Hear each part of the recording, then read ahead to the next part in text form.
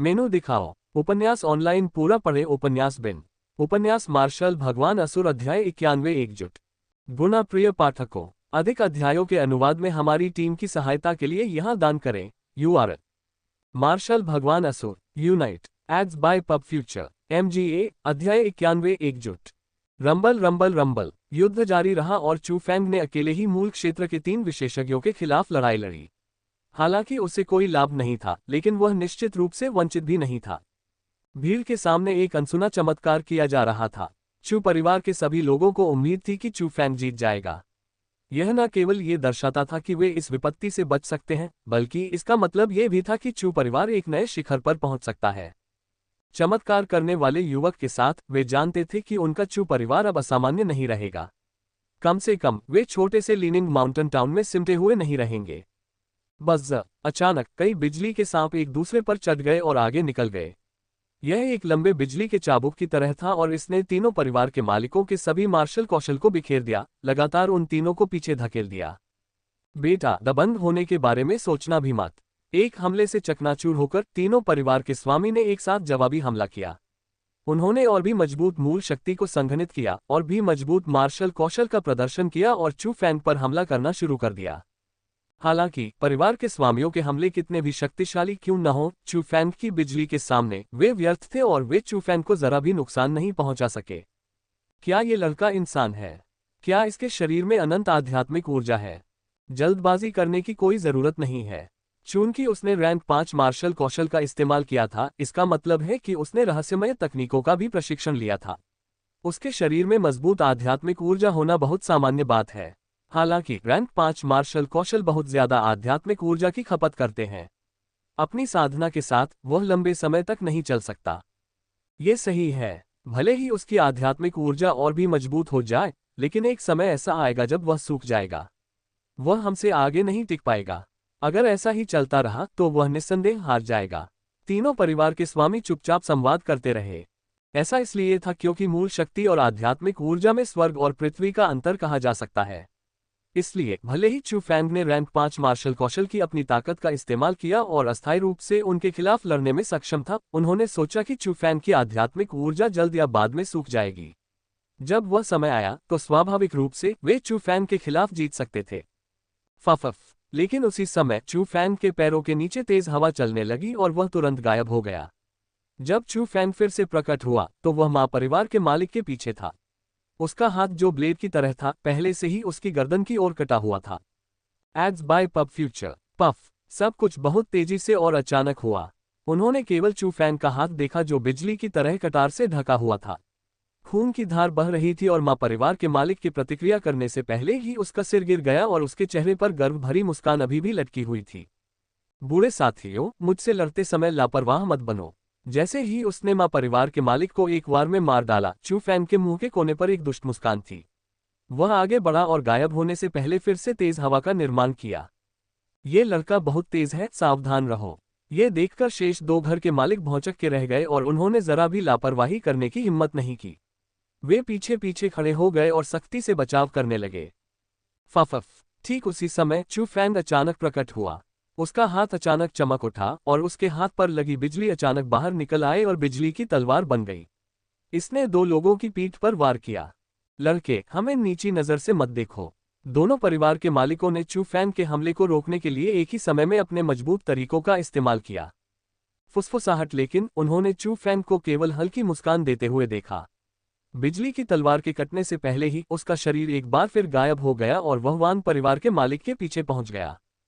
सावधान। जू परिवार के मालिक ने सबसे पहले प्रतिक्रिया दी और वह जल्दी से चिल्लाया। लेकिन बहुत देर हो चुकी थी। चू फैंग ने पहले ही हमला कर दिया था और बिजली चमकने लगी। एक झटके के साथ वान परिवार के मालिक का सिर भी उड़ गया और वह वहीं मर गया। चू फैंग द्वारा पलक झपकते ही मारे गए 2 लोगों को देखकर जू परिवार के मालिक के चेहरे पर जो गुस्सा था वह अब नहीं रहा। उसकी जगह डर ने ले ली। मौत की धमकी के तहत उसे आखिरकार डर का एहसास हुआ। उस पल उसके मन में एक विचार आया, वह ये कि जब वे चू फैंग के खिलाफ लड़े तो जीत की कोई संभावना नहीं थी। शुरू से ही ऐसा लग रहा था कि युवक ने कभी भी उनके साथ सही मायने में लड़ाई नहीं की। ऐसा लग रहा था कि वह उनके साथ खिलवाड़ कर रहा था। मैं तुम्हें मार डालूंगा। ये जानते हुए कि उसका जीवन अंत की ओर बढ़ रहा है, जू परिवार के स्वामी ने अपना सब कुछ दांव पर लगा दिया और कुछ भी नहीं छोड़ा। उसने चू फैंग पर अपना सबसे भयंकर हमला किया। Ads by pub future. हालांकि चू फैंग की नज़र में उसके लिए और भी ज्यादा शक्तिशाली हमले बेकार थे। उसकी शाही आकाश तकनीक के सामने, उस परम गति के सामने, मूल क्षेत्र के पहले स्तर की ताकत वास्तव में पर्याप्त नहीं थी। फुसफुसाहट चू फैंग का शरीर आगे की ओर उछला और एक राक्षस की तरह उसके पीछे आ पहुंचा। अपने हाथ की लहर से उसने आसानी से जू परिवार के मालिक को मार डाला। इसके साथ ही मूल क्षेत्र के तीनों विशेषज्ञ चू फैंग के हाथों मारे गए। उनकी मृत्यु उनके परिवार के समान ही हुई। उनका सिर काट दिया गया। उस पल चू परिवार की भीड़ ठंडी हवा की सांस लेने से खुद को रोक नहीं पाए। चू फैंग का प्रदर्शन बहुत अप्रत्याशित था और वह कल्पना से परे बहुत मजबूत था। उस पल कोई भी जयकार नहीं कर रहा था, चारों तरफ सिर्फ सन्नाटा था। इतना सन्नाटा कि सांसों के अलावा सिर्फ दिलों की धड़कनें सुनाई दे रही थीं। उनके दिल जो भावनाओं से भरे हुए थे। एक युवक जो आत्मा क्षेत्र के केवल 7वें स्तर पर था, वह मूल क्षेत्र के पहले स्तर पर 3 लोगों को मार सकता था। एक युवक जो केवल 15 वर्ष का था, लेकिन पहले से ही एजियो ड्रैगन स्कूल का मुख्य शिष्य बन चुका था और रैंक 5 कौशल का उपयोग कर सकता था। वह युवक, चाहे कहीं भी हो, एक प्रतिभाशाली व्यक्ति कहलाने वाला था। वह प्रतिभाशाली व्यक्ति चू परिवार से था। चू परिवार का हर एक सदस्य जानता था कि न केवल वे बच गए थे, बल्कि अगर वह युवक तैयार था तो उन्हें अचानक उठना भी तय था। विशाल युद्ध का पर्दा गिर गया और चू परिवार ने लीनिंग माउंटेन टाउन में हर जगह फैली लाशों को साफ करना शुरू कर दिया। चाहे चू परिवार के सदस्य हो या शहर के नागरिक, उन सभी को सम्मानजनक तरीके से दफनाया गया। हालांकि वांग, जू और मा परिवार के मुखियाओं को लीनिंग माउंटेन टाउन की दीवारों पर लटका दिया गया। इससे बंदर को चेतावनी देने के लिए मुर्गी को मारना कहा जा सकता है, लेकिन यह वास्तव में शक्ति का दिखावा था। चू परिवार के सम्मेलन कक्ष में, वह स्थान जहां चू फैंग पहले प्रवेश करने के योग्य नहीं था, चू परिवार की सभी रीढ़ें वहां थीं। चू फैंग के लिए वह मुखिया की सीट पर बैठा था। फैंगर, आपने जो कहा उसके अनुसार पर्वतीय क्षेत्र की विभिन्न शक्तियों को निमंत्रण पत्र भेजे गए। चू युवानबा की चोटों का पहले ही ध्यान रखा जा चुका था, लेकिन चू परिवार की यह मुख्य रीढ़ चू फैंग को कुछ बातें बता रही थी और उसका रवैया बहुत विनम्र था। चू फैंग ने सिर हिलाया और ज्यादा कुछ नहीं कहा। उसने चू युवानबा की तरफ भी नहीं देखा और अपने हाथों में किताब को देखता रहा। चू फैंग का सामना करते हुए, जिसका रवैया ऐसा था, चू युवानबा केवल सूखी हंसी ही कर सकता था। चू परिवार के अन्य रीढ़ की हड्डी के लिए उन्होंने कुछ भी कहने की हिम्मत नहीं की। वे जानते थे कि आज से चू परिवार में चू युवान के शब्दों का कोई महत्व नहीं है, न ही चू युवानबा का। ये चू फैंग के शब्द थे। इसका अनुभव या वरिष्ठता से कोई लेना देना नहीं था। ऐसा इसलिए था क्योंकि चू फैंग के पास ताकत थी। आखिरकार उसके बिना हर कोई मर चुका होता। फैंगर, मुझे आश्चर्य है कि तुमने उन शक्तियों को निमंत्रण क्यों भेजा? आखिरकार चू युआन बोला।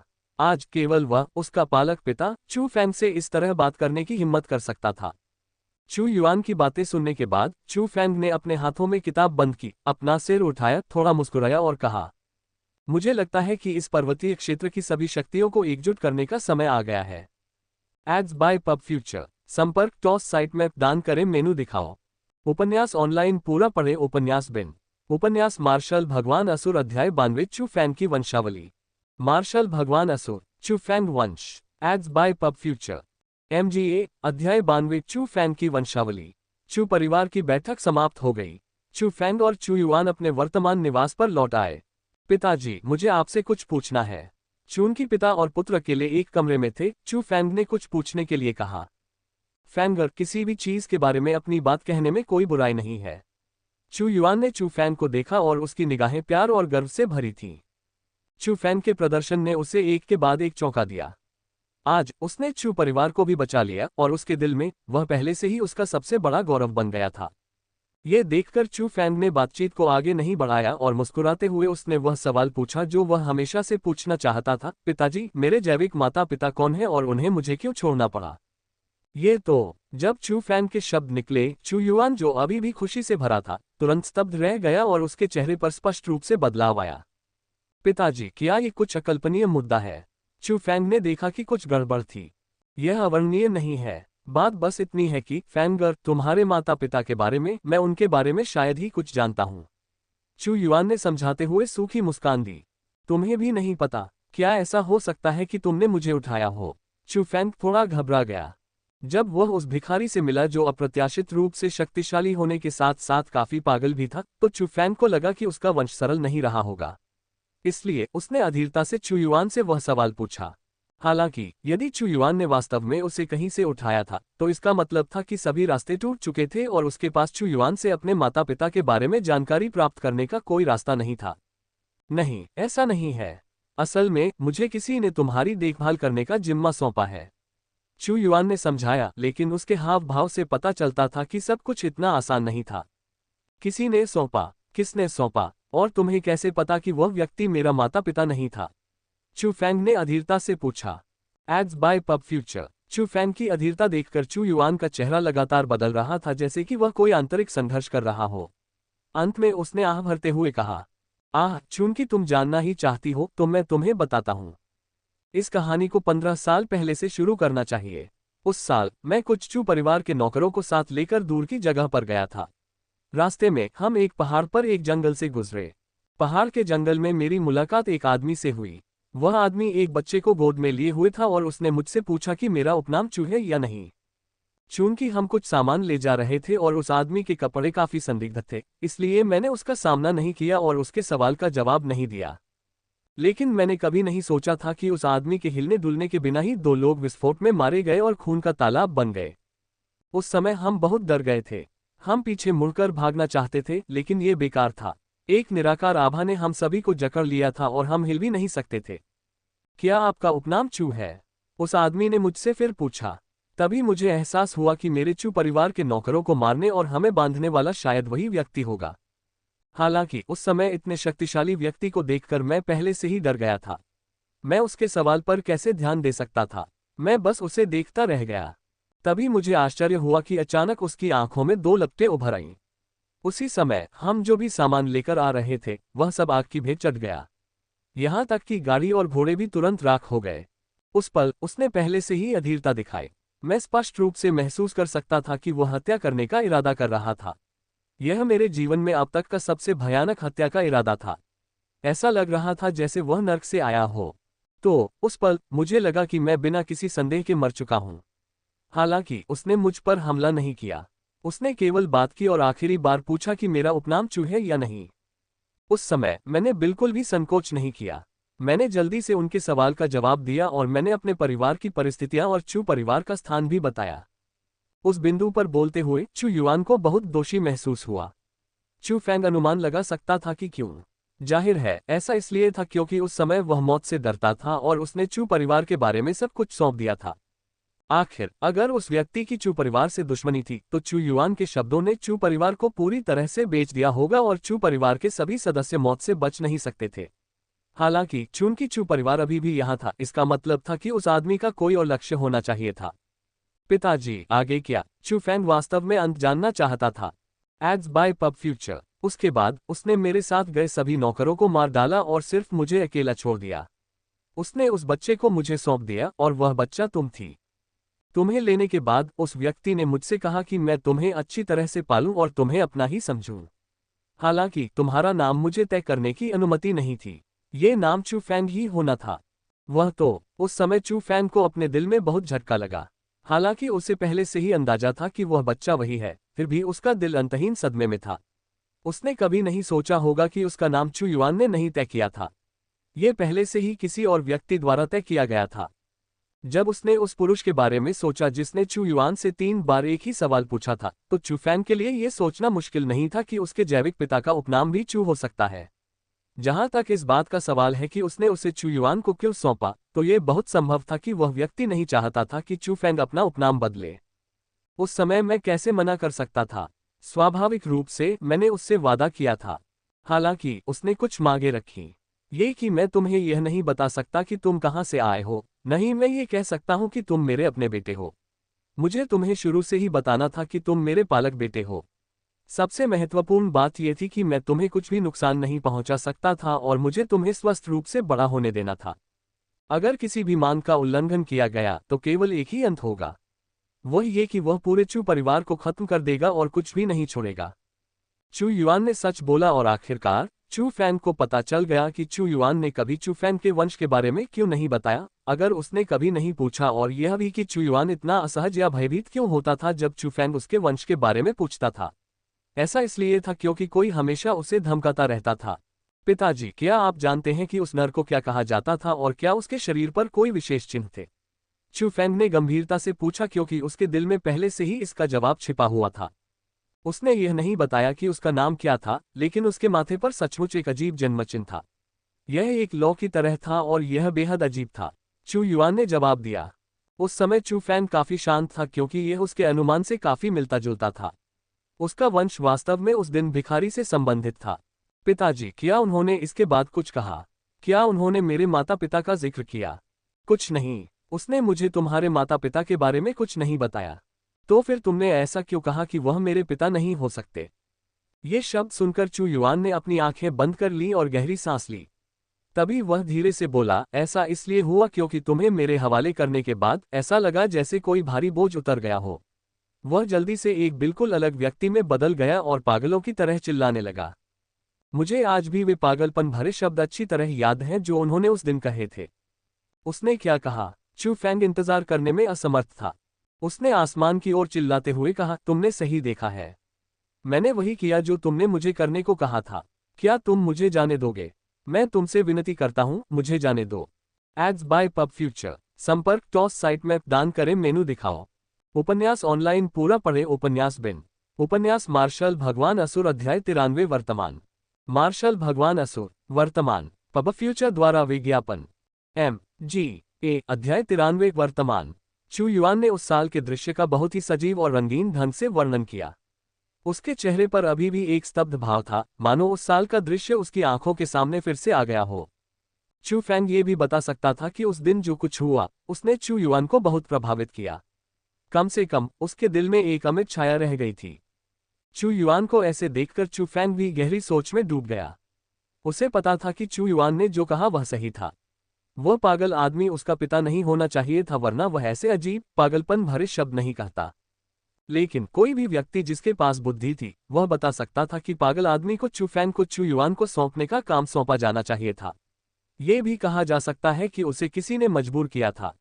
वह उस व्यक्ति से बेहद भयभीत था जिसने उसे मजबूर किया था, और वह व्यक्ति संभवतः चू फैंग का परिवार था। हालांकि वह आदमी पहले से ही बहुत शक्तिशाली था। वह व्यक्ति कितना शक्तिशाली होगा जो उस आदमी को मजबूर कर सकता है और उसे इतना डरा भी सकता है? मैं कहां से आया हूं? मेरे माता पिता कौन हैं? उन्हें मुझे दूसरों को सौंपने की क्या जरूरत थी? उस पल चू फैंग के दिल में ये सबसे बड़े सवाल थे। जितना ज्यादा वह समझता गया, उतना ही उसे पता चला कि उसकी पहचान बहुत खास थी। उसके पीछे जरूर कुछ छिपा होगा। पिताजी, आगे क्या? क्या उस व्यक्ति ने आपसे कुछ और कहा? चू फैंग ने ध्यान से पूछा। उसके बाद वह गायब हो गया। मैंने नहीं देखा कि वह कैसे चला गया।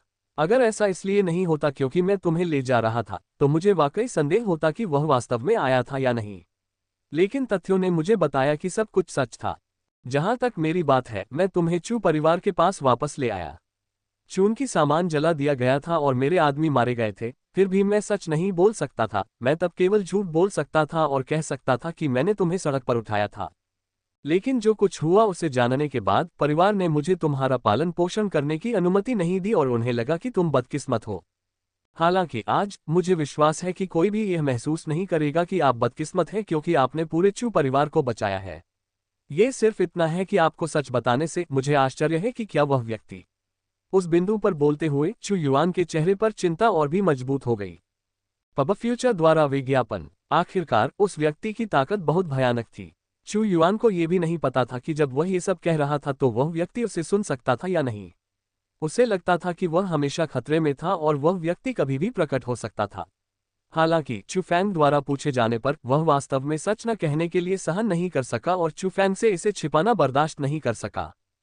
क्योंकि अब तक जो भी सच्चाई जानता था उसे यह बात साफ थी कि चू फैंग की डरावनी प्रतिभा उसके जन्म के समय ही आ गई थी। आखिरकार उसका वंश पहले से ही किंवदंतियों के रंगों से भरा हुआ था। पिताजी, चिंता मत करो। मुझे लगता है कि वह व्यक्ति शायद उलझन में होगा और भ्रमित होगा। मुझे लगता है कि वह पहले ही उन चीजों के बारे में भूल चुका है जो उसने आपको सौंपी थी, इसलिए उसे परेशानी में नहीं पड़ना चाहिए। इसके अलावा अगर वह वापस भी आ जाए तो भी मैं तुम्हारे पास ही रहूंगी। चूंकि उसने मुझे तुम्हारे हवाले किया है, इसलिए वह मुझे कोई नुकसान नहीं पहुंचाएगा। चू फैंग प्राचीन शहर के दृश्य को याद किए बिना नहीं रह सका। उसे सचमुच लगा कि वह व्यक्ति पहले ही पागल हो चुका है। सिर्फ इसी वजह से चू फैंग और भी ज्यादा उत्सुक हो गया। उसे ऐसा क्या अनुभव हुआ था जिससे वह पागल हो गया? क्या यह उसके माता पिता थे? वैसे भी चू फैंग के दिल में पहले से ही कई तरह के सवाल घूम रहे थे और इसने उसे थोड़ा उलझन में डाल दिया था। चू फैंग जो उन सवालों से प्रेरित था, सच्चाई जानना चाहता था। वह कहाँ से आया था? उसके माता पिता कौन थे? सबसे महत्वपूर्ण बात यह थी कि उसके माता पिता ने उसे दूसरों को क्यों सौंपा। उस साल क्या हुआ था? ये वे जवाब थे जो चू फैंग सबसे ज्यादा जानना चाहता था। यह अच्छा रहेगा। लेकिन फैंगर, भविष्य में चाहे जो भी हो, तुम हमेशा मेरा गौरव रहोगे। हालांकि मैं जानता हूं कि तुम इतने बेहतरीन हो, इसका मुझसे कोई लेना देना नहीं है, और मैं जानता हूं कि तुम्हें ये सब अपने माता पिता से मिला है। फिर भी मेरे दिल में तुम अब भी मेरे बेटे हो। अचानक चू युआन को राहत महसूस हुई, जैसे कि जीवन और मृत्यु कोई मायने नहीं रखती। उसके लिए चू फैंग जैसा बेटा होना ही काफी था। पिताजी, ऐसा मत कहिए। अगर आप न होते तो मैं पहले ही भूख से मर चुका होता। मैं आज यहाँ कैसे पहुंच पाता? चाहे दूसरे कुछ भी कहें, मेरे दिल में आप ही मेरे पिता हैं। एक योग्य पिता। चू फैंग के सारे शब्द उसके दिल से निकले थे। अगर चू युआन उसे उस साल अपने साथ नहीं ले जाता तो शायद दूसरे लोग इतने भावुक नहीं होते। अगर वह उस पागल आदमी का पीछा भी करता तो शायद किसी जल्दबाजी में उसकी मौत हो जाती। इसलिए चू फैंग चू युआन के लिए वास्तव में आभारी था और उसके मन में उसके लिए वास्तव में गहरा स्नेह था। भले ही उसे अपने जैविक माता पिता के लिए तरस आ रहा था। Ads by pub future. इन सभी वर्षों की भावनाओं ने चू फैंग को महसूस कराया कि चू युआन उसका जैविक माता पिता था, क्योंकि अब तक वह व्यक्ति जिसने उसे पारिवारिक प्यार महसूस कराया, वह व्यक्ति जिसने उसे पिता के प्यार का एहसास कराया, वह कोई और नहीं बल्कि चू युआन था। हालांकि चू फैंग ने अब अपने जैविक माता पिता को दोष नहीं दिया। उसे लगा कि यह शायद कुछ अकल्पनीय बात थी, वरना वे खुद को दूसरों के भरोसे नहीं छोड़ते और यहां तक कि वे धमकियां भी देते। वर्तमान चू युआन भारी भावना से कुछ भी नहीं कह सका। उसकी आंखों में आंसू आ गए और वह चू फैंग के शब्दों से वास्तव में भावुक हो गया। उसे लगा कि इतने सालों में एक पिता के तौर पर उसने अपना काम ठीक से नहीं किया। उसने वाकई चू फैंग को कई शिकायतें महसूस होने दी। साथ ही अगर उस समय पागल आदमी की धमकियां न होती तो शायद वह चू फैंग को पालता भी नहीं। पिताजी, मेरे पास आपके लिए एक उपहार है। चू फैंग ने अपने कॉस्मोस सेक से आध्यात्मिक मोतियों का एक गुच्छा निकाला और चू युआन को दे दिया। ऐसा लग रहा था कि इसमें लगभग 100 मोती थे। फैंगर, ये बहुत महंगा है। मैं इसे नहीं ले सकता। उन सुनहरे और चमकदार आध्यात्मिक मोतियों को देखकर चू युआन को बहुत झटका लगा। वह स्तब्ध होकर अपनी आंखें और मुंह चौड़ा कर लेता है। हालांकि उसे चू फैंग की कॉस्मोस थैली पहले ही मिल चुकी थी, लेकिन उसने कभी नहीं सोचा होगा कि उस थैली में इतने सारे आध्यात्मिक मोती हैं। ये जानना कि चू परिवार के लिए बहुत बड़ी संपत्ति थी और चू फैंग उसे ये सब दे रहा था, उसके लिए स्वाभाविक रूप से इसे स्वीकार करना असंभव था। फैंगर, अभी तुम साधना के महत्वपूर्ण बिंदुओं पर हो। तुम्हारी प्रतिभा के साथ ये आध्यात्मिक मोती तुम्हें मूल क्षेत्र में प्रवेश करने में मदद कर सकते हैं। तुम्हें अभी भी इसे अपने लिए छोड़ देना चाहिए। चू युआन ने हर कीमत पर उनसे बचना शुरू कर दिया। चू फैंग ने केवल हल्के से मुस्कुराते हुए कहा, पिताजी, मेरे पास अभी भी आध्यात्मिक मोती हैं। इन्हें ले लो। 2 दिन में इस पर्वतीय क्षेत्र की सभी शक्तियां आमंत्रण से आ जाएंगी। उस समय मुझे यकीन है कि कुछ संघर्ष होंगे। दादाजी अभी बहुत घायल हैं और सारा बोझ आपके कंधों पर आ जाएगा। इसलिए आपको 2 दिनों में मूल क्षेत्र में घुसना होगा, अन्यथा उन शक्तियों के लिए हमारे प्रति निष्ठा स्वीकार करना बहुत मुश्किल होगा। 2 दिनों में मूल क्षेत्र में प्रवेश करना। चू युआन का दिल कठोर हो गया। हालांकि वह उन्हें शब्दों से दूर धकेल रहा था, लेकिन उसके दिल में वह वास्तव में मूल क्षेत्र में प्रवेश करने की इच्छा रखता था। चू फैंग के हाथों में इतने सारे आध्यात्मिक मोती देखकर शायद वह वास्तव में सफल हो सकता था। उन्हें ले जाओ। चू फैंग के अनुरोध के तहत चू युआन केवल उन्हें ले सकता था। चू फैंग की मदद से उसने आध्यात्मिक मोतियों को परिष्कृत करना शुरू कर दिया और उस विशाल आध्यात्मिक ऊर्जा पर भरोसा करना चाहता था, ताकि वह उस मूल क्षेत्र में प्रवेश कर सके जिसका उसने सपना देखा था। उसी समय एजियोर ड्रैगन स्कूल के मुख्य क्षेत्र में एक और दृश्य घटित हो रहा था। लिंग वुजुई एक अंधेरे भूमिगत महल में खड़ा था। उसका चेहरा बेहद गुस्से में था और उसके सामने लियू बिंग अपने चेहरे पर डर के साथ खड़ी थी। लियू बिंग को इस तरह देखकर लिंग वुजुई ने थोड़ा भौहें सिकुड़ी और गंभीरता से पूछा, आप कह रहे हैं कि कोई छिपकर चू फैंग की रक्षा कर रहा है और वह कम से कम गहन क्षेत्र का विशेषज्ञ है। Ads by pub future. संपर्क टॉस साइट में दान करें मेनू दिखाओ। उपन्यास ऑनलाइन पूरा पढ़े उपन्यास बिन। उपन्यास मार्शल भगवान असुर अध्याय 94 नैतिकता और योग्यता। मार्शल भगवान असुर नैतिकता और क्षमता। Ads by pub future. MGA अध्याय 94 नैतिकता और योग्यता। वह व्यक्ति निश्चित रूप से गहन क्षेत्र में था, अन्यथा गाओले की साधना के साथ उसके लिए किसी के द्वारा तुरंत मारा जाना असंभव होगा। यह उल्लेख करने की आवश्यकता नहीं है कि वह दबाव की स्थिति में था, लियू बिन ने डर से कांपते हुए कहा और उसका चेहरा घबराहट से भरा हुआ था। उस दिन जब उसे और गाओले को पता चला कि कुछ गड़बड़ है, तो लेन वुजुई की सजा से बचने के लिए उन्होंने चू फैन का पीछा करना जारी रखने का फैसला किया। जब वे सड़क पर आराम कर रहे थे, गाओले शौच के लिए चला गया। हालांकि लंबे समय तक जाने से पहले लियू बिन ने एक बहुत ही मजबूत ऊर्जा तरंग महसूस की और दिशा वही थी जहां गाओले था। लियू बिन ने जब वह पास गई तो उसकी बात सुनी, लेकिन उसने पाया कि गाओले की पहले ही मौत हो चुकी थी। ये झाओ शे भाइयों जैसा ही था। सतह पर कोई चोट नहीं थी, लेकिन उसके अंग पहले से ही चकनाचूर हो चुके थे। ये स्पष्ट था कि वह अत्यधिक दबाव से मर गया था। इसलिए लियू बिन ने पीछा करना जारी रखने की हिम्मत नहीं की और इसके बजाय वह जितनी जल्दी हो सके वापस भाग गई और लेन वुजुई को सब कुछ बता दिया। उस समय उसका प्रतिद्वंद्वी कोई ऐसा व्यक्ति नहीं था जिसका वह ध्यान रख सके। ऐसा लगता है कि मैंने चू फैन को कम करके आंका था। लेन वुजुई गहरी सोच में डूब गई और लियू बिन वहीं खड़ी रही और उस डरी हुई निगाह से लेन वुजुई को देखने लगी। उसने आधा शब्द भी कहने की हिम्मत नहीं की और ये देखा जा सकता था कि वह वास्तव में लेन वुजुई से डरी हुई थी। लियू बिंग, मैं व्यक्तिगत रूप से इस मामले का ध्यान रखूंगा। आराम करो। अचानक लेन वुजुई ने अपने कॉस्मोस सेक से एक छोटी सी सफेद जेड बोतल निकाली और लियू बिन को दे दी। धन्यवाद। सफेद जेड की बोतल देखकर लियू बिन खुश हो गई और जल्दी से उसे ले लिया।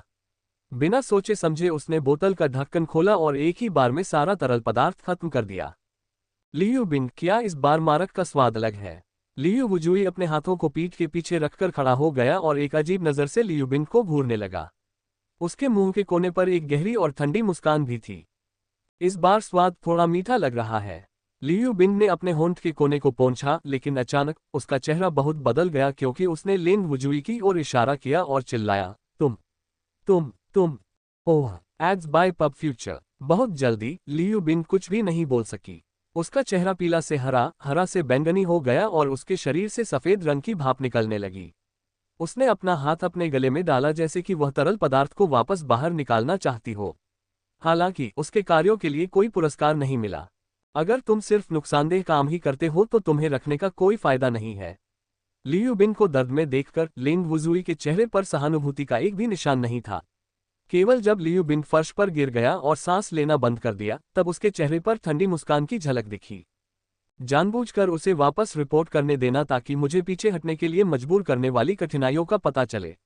दिलचस्प है। मैं वास्तव में जानना चाहूंगा कि कौन व्यक्ति मेरे साथ खेल रहा है और क्या आप चू फैन की रक्षा कर सकते हैं या नहीं।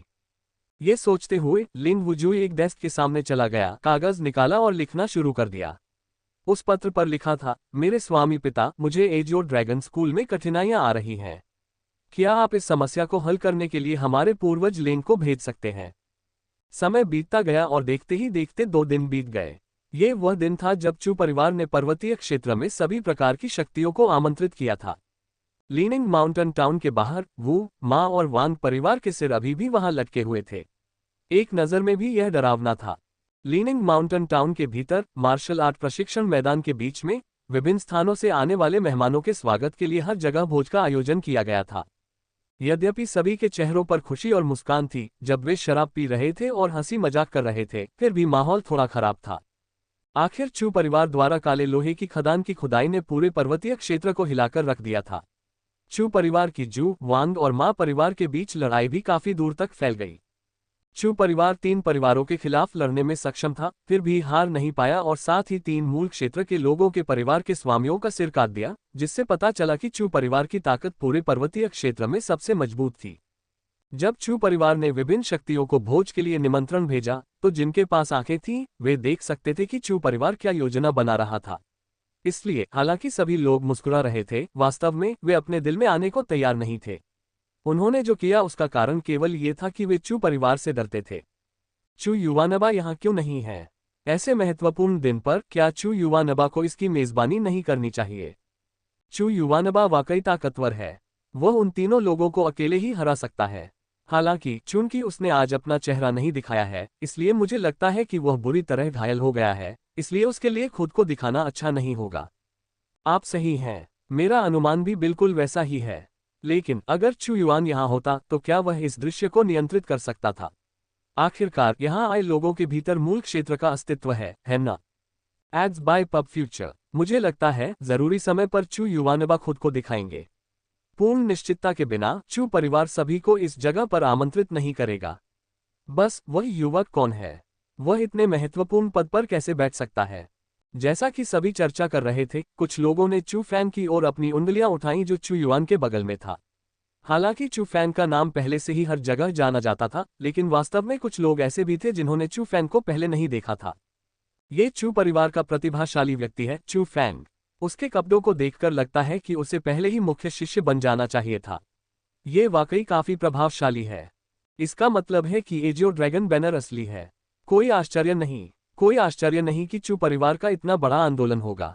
एजियो ड्रैगन बैनर की सुरक्षा के साथ वास्तव में ऐसे लोग नहीं हैं जो पहाड़ी क्षेत्र में चू परिवार को छूने की हिम्मत करेंगे। ऐसा नहीं हो सकता। हालांकि वांग, जू और मा परिवार की ताकत बहुत कमजोर हो गई है, लेकिन पहाड़ी क्षेत्र में अभी भी ली परिवार और झाओ परिवार हैं। उनकी ताकत पहले के जू परिवार से कमजोर नहीं है और आज वे दो मूल क्षेत्र परिवार के स्वामी आ गए हैं। अगर चू परिवार सिर्फ अपनी ताकत का प्रदर्शन करके दूसरों को ये बता रहा था कि वे काले लोहे की खदान के बारे में सोचना भी न भूले तो ये ठीक रहेगा। हालांकि अगर चू परिवार पहाड़ी क्षेत्र को एकजुट करना चाहता है और खुद इसका नेतृत्व करना चाहता है, तो मुझे डर है कि कई शक्तियां इसके लिए सहमत नहीं होंगी। अगर हम सब हाथ मिला लें तो मेरा मानना है कि चू परिवार को सिरदर्द हो जाएगा। लोग भोज के उद्देश्य का अनुमान लगा रहे थे और कई शक्तियों को पहले से ही गुप्त रूप से खबर मिल गई थी। अगर चू परिवार वास्तव में पर्वत श्रृंखला के भीतर शक्तियों को एकजुट करना चाहता था, तो उन्हें हाथ मिलाकर विरोध करना चाहिए था। पिताजी, अब शुरू करने का समय आ गया है। चू फैंग ने चू युआन की ओर एक नजर डाली। चू युआन खड़ा हुआ और ऊंची और स्पष्ट आवाज में बोला, सबसे पहले यहां आने और इस भोज में शामिल होने के लिए आप सभी का धन्यवाद। मुझे यकीन है कि बहुत से लोग जानते होंगे कि 2 दिन पहले मेरे चू परिवार पर एक विपत्ति आई थी। 3 बड़े परिवारों ने मेरे चू परिवार को घेर लिया और उन पर हमला कर दिया क्योंकि वे मेरे चू परिवार की संपत्ति लूटना चाहते थे। लेकिन अफसोस की बात है कि उन्हें अपनी दुष्टता की कीमत चुकानी पड़ी। हालांकि मेरा चू परिवार इस लड़ाई में विजयी रहा, लेकिन शहर के कई नागरिकों को नुकसान पहुंचा और कई परिवारों को दुर्भाग्य का सामना करना पड़ा। इसने मुझे इस बारे में सोचने पर मजबूर कर दिया। पहाड़ी क्षेत्र में कई शक्तियां पहाड़ी क्षेत्र के संसाधनों को साझा कर रही हैं। हमें मूल रूप से एक परिवार की तरह होना चाहिए था, इसलिए हम एक दूसरे को कैसे मार सकते हैं? आखिर में मैंने समाधान के बारे में सोचा। तथाकथित कंपास और सेट स्क्वायर के बिना परिधि नहीं बनाई जा सकती। मुझे लगता है कि पहाड़ी क्षेत्र में हमारे पास कुछ नियम होने चाहिए और नियमों का पालन सभी द्वारा किया जाना चाहिए। TN अक्षर कंपास और सेट स्क्वायर मिलकर रूल शब्द बनाते हैं। उसके बाद चू युआन ने कुछ तथाकथित नियम बताए, लेकिन वास्तव में यह विभिन्न शक्तियों के विकास को प्रतिबंधित करने के लिए था ताकि चू परिवार को सबसे अधिक लाभ मिल सके। टकराना। अचानक एक मेज टूट गई। एक 9 फुट लंबा, काले रंग का, चेहरे पर मूंछें लिए हुए एक बड़ा व्यक्ति खड़ा हुआ, चू युआन की ओर इशारा करते हुए जोर से चिल्लाया। चू युआन, तुम हमें एकजुट करना चाहते हो। ऐसा करने के लिए तुम्हारे पास क्या नैतिकता और योग्यता है? Ads by pub future. संपर्क टॉस साइट मैप दान करें, मेनू दिखाओ। उपन्यास ऑनलाइन पूरा पढ़े। उपन्यास बिन। उपन्यास मार्शल भगवान असुर अध्याय 95। मैं बिना किसी अपवाद के सिर काटता हूँ। मार्शल भगवान असुर, मैं बिना किसी अपवाद के सिर कलम करता हूँ। पब फ्यूचर द्वारा विज्ञापन। MGA अध्याय 95। मैं बिना किसी अपवाद के सिर कलम करता हूँ।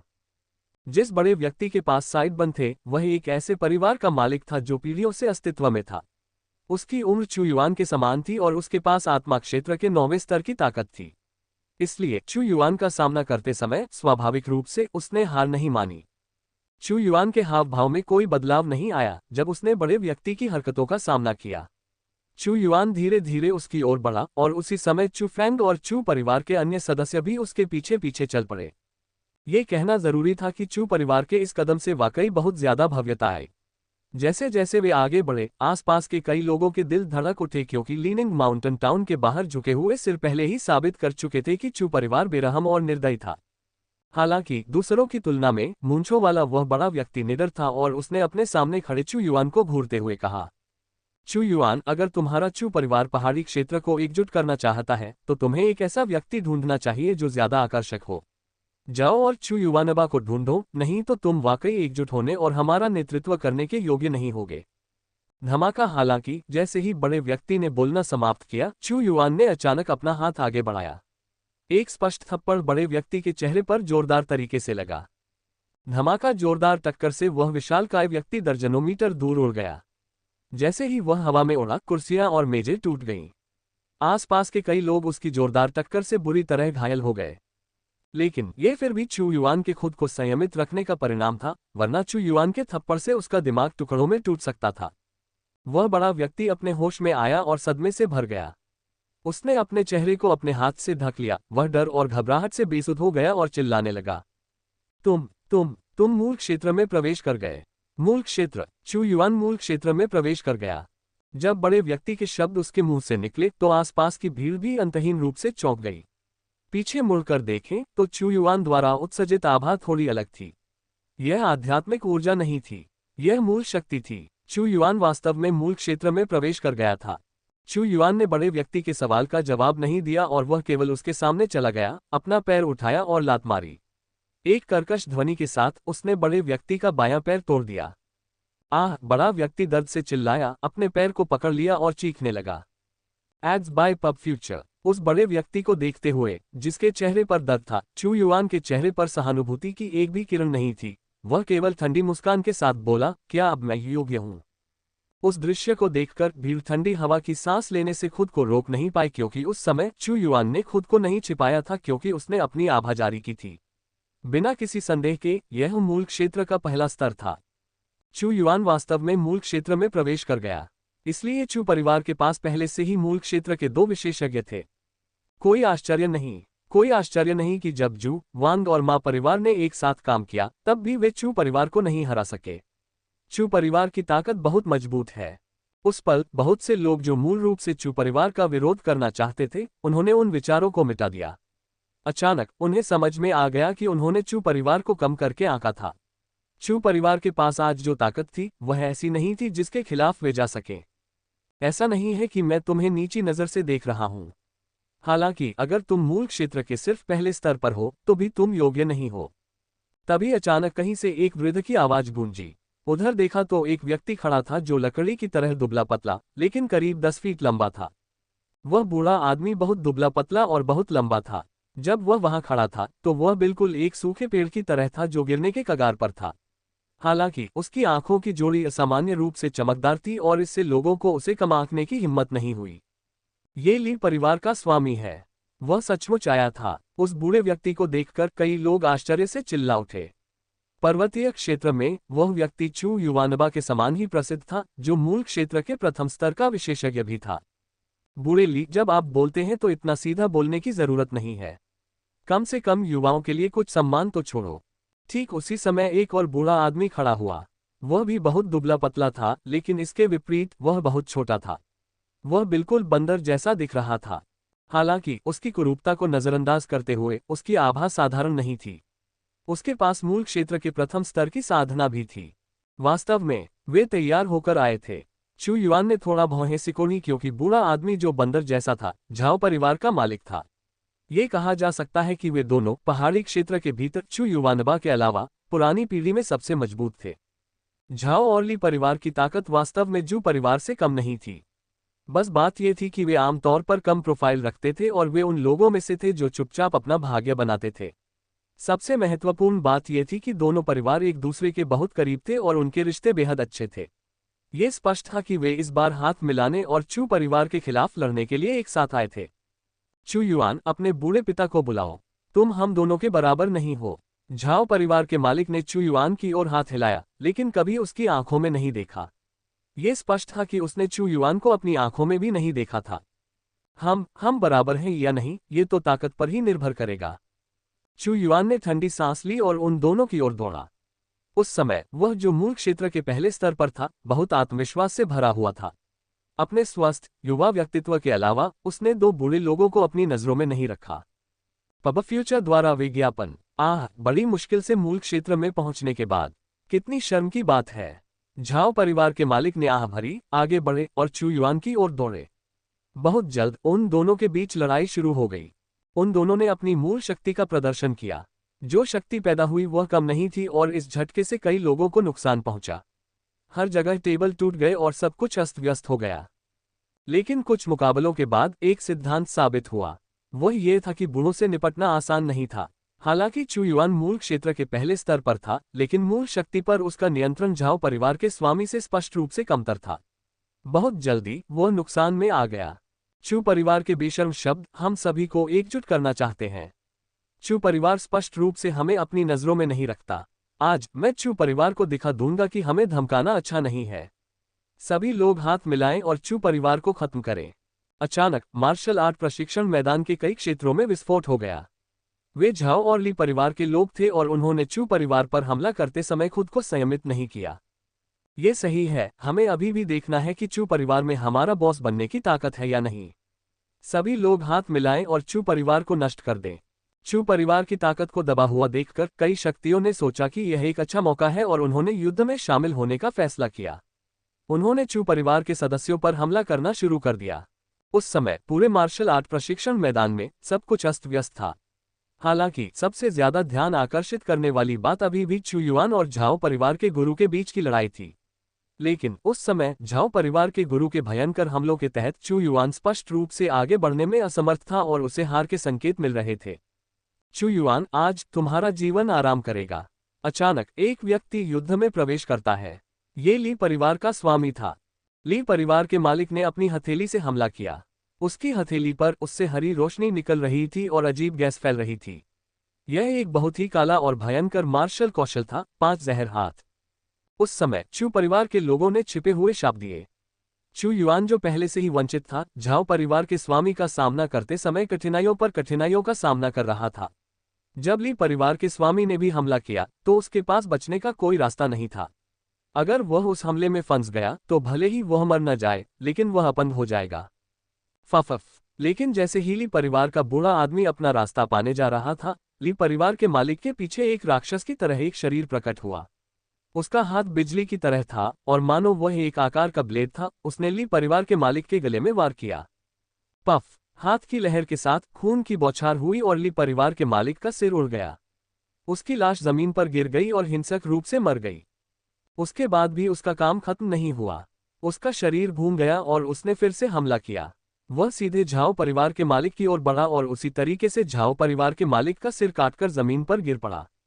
सब कुछ बहुत तेजी से हुआ। लोग ये भी नहीं देख पाए कि हमला करने वाला व्यक्ति कौन था, जबकि 2 मूल क्षेत्र के स्वामी पहले ही सिर काटकर मर चुके थे। वे बहुत ही सरलता से मर गए। जब सब कुछ खत्म हो गया, जब सबकी नजरें हमलावर पर टिकी थीं, तो सभी को बहुत आश्चर्य हुआ। उन्हें आश्चर्य हुआ कि हमलावर एक युवा था, चू परिवार का प्रतिभाशाली व्यक्ति चू फैंग। चू फैंग ने भीड़ के हैरान भाव पर ध्यान नहीं दिया।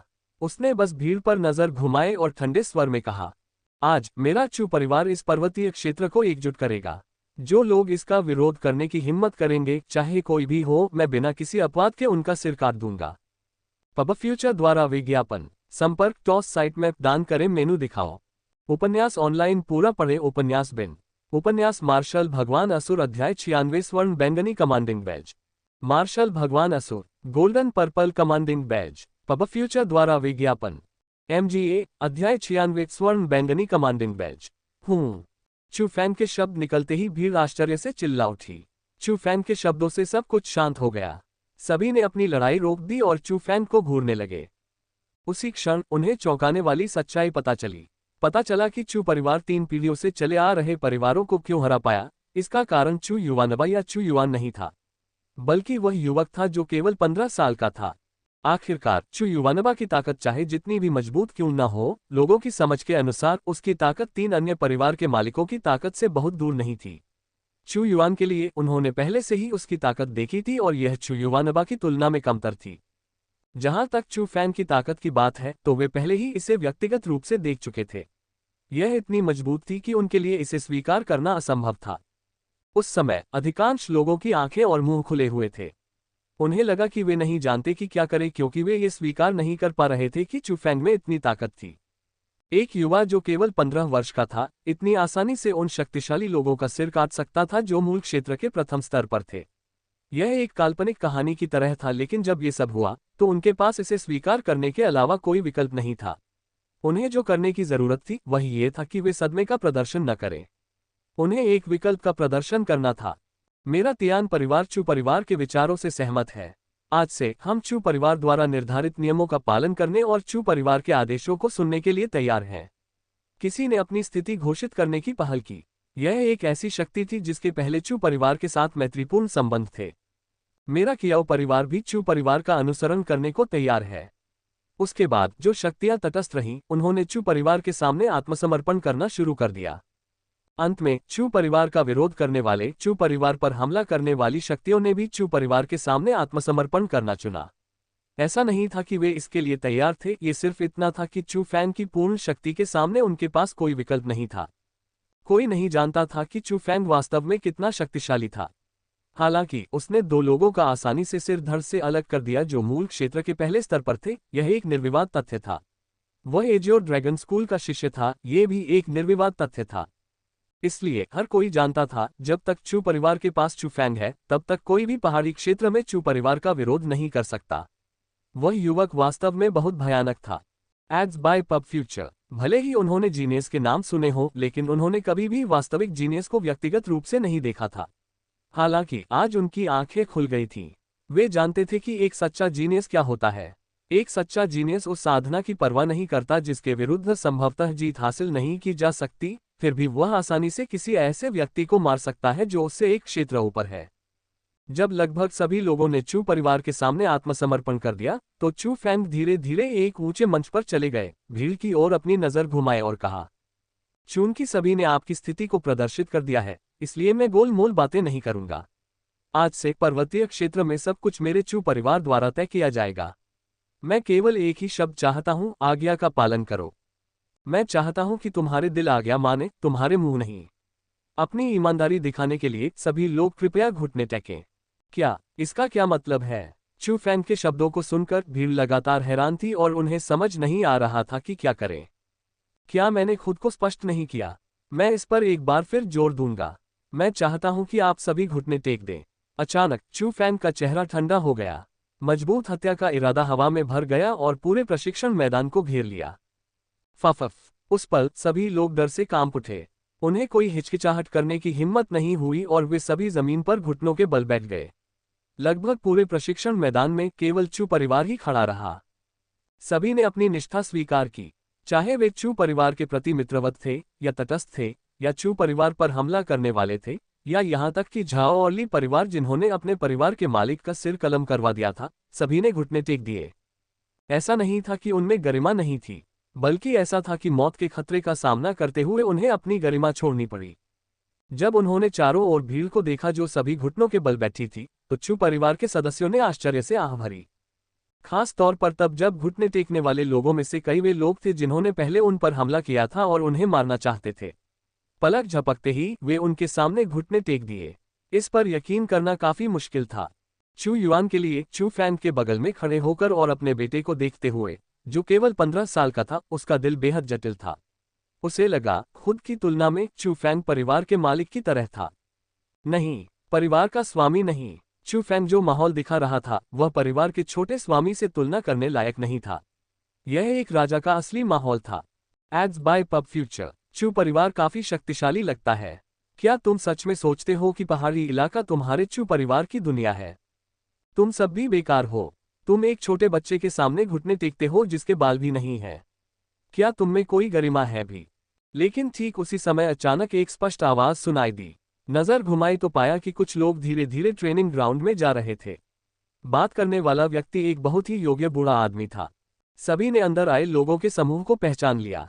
ये पर्वतीय क्षेत्र के भीतर एक शक्ति थी जिसे भयंकर बाघ एस्कॉर्ट कार्यालय कहा जाता था। सक्षम बूढ़ा आदमी एस्कॉर्ट कार्यालय का प्रबंधक था और हर कोई उसे मैनेजर लिन कहता था। मैनेजर लिन एक विदेशी परिवार से था। आत्मा क्षेत्र के 9वें स्तर की अपनी ताकत का उपयोग करते हुए उसने अपने अधीनस्थों को परिवारों के लिए विभिन्न सामानों को ले जाने के लिए नेतृत्व किया और पहाड़ी क्षेत्र के भीतर कुछ जमीन हासिल की। हालांकि चू परिवार की तुलना में भयंकर बाघ एस्कॉर्ट कार्यालय अभी भी एक वर्ग कम था। आमतौर पर वह चू परिवार के लिए बेहद विनम्र होगा। हालांकि उसने आज ये सब कहने की हिम्मत की, इसने सभी को बहुत भ्रमित कर दिया। साले, एक साधारण बाहरी ग्रामीण ऐसी बातें कहने की हिम्मत कैसे कर सकता है? लगता है तू जीने से ऊब गया है। ये सही है, अगर तुम चू परिवार की बात नहीं मानोगे तो तुम मर जाओगे। उस पल चू परिवार को बोलने का मौका देने से पहले ही चू परिवार के सामने आत्मसमर्पण करने वाली विभिन्न शक्तियां पहले विस्फोटित हो गईं। वे गुस्से में भयंकर बाघ अनुरक्षण कार्यालय के लोगों की ओर दौड़ पड़े। स्वाभाविक रूप से वे चू परिवार से अच्छे प्रभाव प्राप्त करना चाहते थे। आखिरकार चू परिवार का पहाड़ी क्षेत्र को एकजुट करना पहले से ही तय था। जब तक चू फैंग वहां था, भविष्य में चू परिवार के लिए संभावनाएं अनंत कही जा सकती थीं। इस समय चू परिवार के जूते चाटने का सबसे अच्छा समय था। हालांकि उस भीड़ का सामना करते हुए जो उसे मारने के इरादे से दौड़ रही थी, उस मैनेजर लिन को जरा भी डर नहीं लगा। उसने अपनी जेब से एक कमांडिंग बैज निकाला, उसे ऊपर उठाया, फिर जोर से बोला, मेरे पास गोल्डन बैंगनी कमांडिंग बैज है। मुझे छूने की हिम्मत कौन कर सकता है? क्या सुनहरा बैंगनी कमांडिंग बैज? TN, मैं वास्तव में बैज के अलावा कोई बेहतर अनुवाद नहीं जानता, लेकिन अधिक सामान्य विचार के लिए यहाँ इसकी कुछ छवियां दी गई हैं। ये शब्द सुनकर सभी लोग बहुत हैरान हो गए। जो लोग पहले से ही हत्या करने की नीयत से भरे हुए थे, उन्होंने तुरंत अपने कदम रोक दिए और अपनी निगाहें कमांडिंग बैज पर केंद्रित कर दी। हालांकि नजरें महत्वपूर्ण नहीं लग रही थीं, लेकिन उनके चेहरे तुरंत राख हो गए। उनके दिलों में एक बेढंगा डर उमड़ पड़ा। ये बताने की जरूरत नहीं कि अब उनका फिएस टाइगर एस्कॉर्ट ऑफिस को नुकसान पहुंचाने का कोई इरादा नहीं था। कुछ लोग पहले ही पीछे हटने लगे थे। पर्वतीय क्षेत्र से 500 मील बाहर एक शहर था जिसे गोल्डन पर्पल सिटी कहा जाता था। शहर की ताकत काफी मजबूत थी और 1000 मील की परिधि के भीतर की सारी जमीन उस शहर के कब्जे में थी। ये पर्वतीय क्षेत्र का असली शासक था। हालांकि क्योंकि यह काफी दूर था और पहाड़ी क्षेत्र में बहुत अधिक संसाधन नहीं थे, इसलिए गोल्डन पर्पल सिटी ने पहाड़ी क्षेत्र का प्रबंधन नहीं किया, इसलिए कई परिवारों का वर्चस्व था। जहां तक सुनहरे बैंगनी कमांडिंग बैच की बात है, तो ये केवल सुनहरे बैंगनी शहर के स्वामी के भरोसेमंद सहयोगियों के पास ही था। कमांडिंग बैच को देखना शहर के स्वामी को देखने जैसा था और सभी को घुटने टेकने पड़ते थे। Ads by pub future. संपर्क टॉस साइट में दान करें, मेनू दिखाओ। उपन्यास ऑनलाइन पूरा पढ़े। उपन्यास बिन। उपन्यास मार्शल भगवान असुर अध्याय 97 सेना का आगमन। मार्शल भगवान असुर सेना का आगमन। पब फ्यूचर द्वारा विज्ञापन। आप कितनी ऊंची उड़ान भर सकते हैं? आप कितनी ऊंची उड़ान भर सकते हैं? आज ही फन 88 पर अपनी जीत का सिलसिला शुरू करें। फन 88 MGA अध्याय 97 सेना का आगमन। सुनहरा बैंगनी कमांडिंग बैज। ये वास्तव में वह बैज है। इस बूढ़े आदमी लिन के हाथ वह चीज कैसे लगी?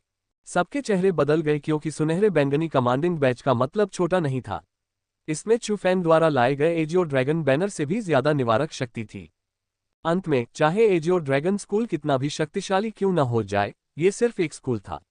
ये हर जगह शक्तियों को रोक सकता था, लेकिन ये हर जगह शक्तियों को आदेश नहीं दे सकता था।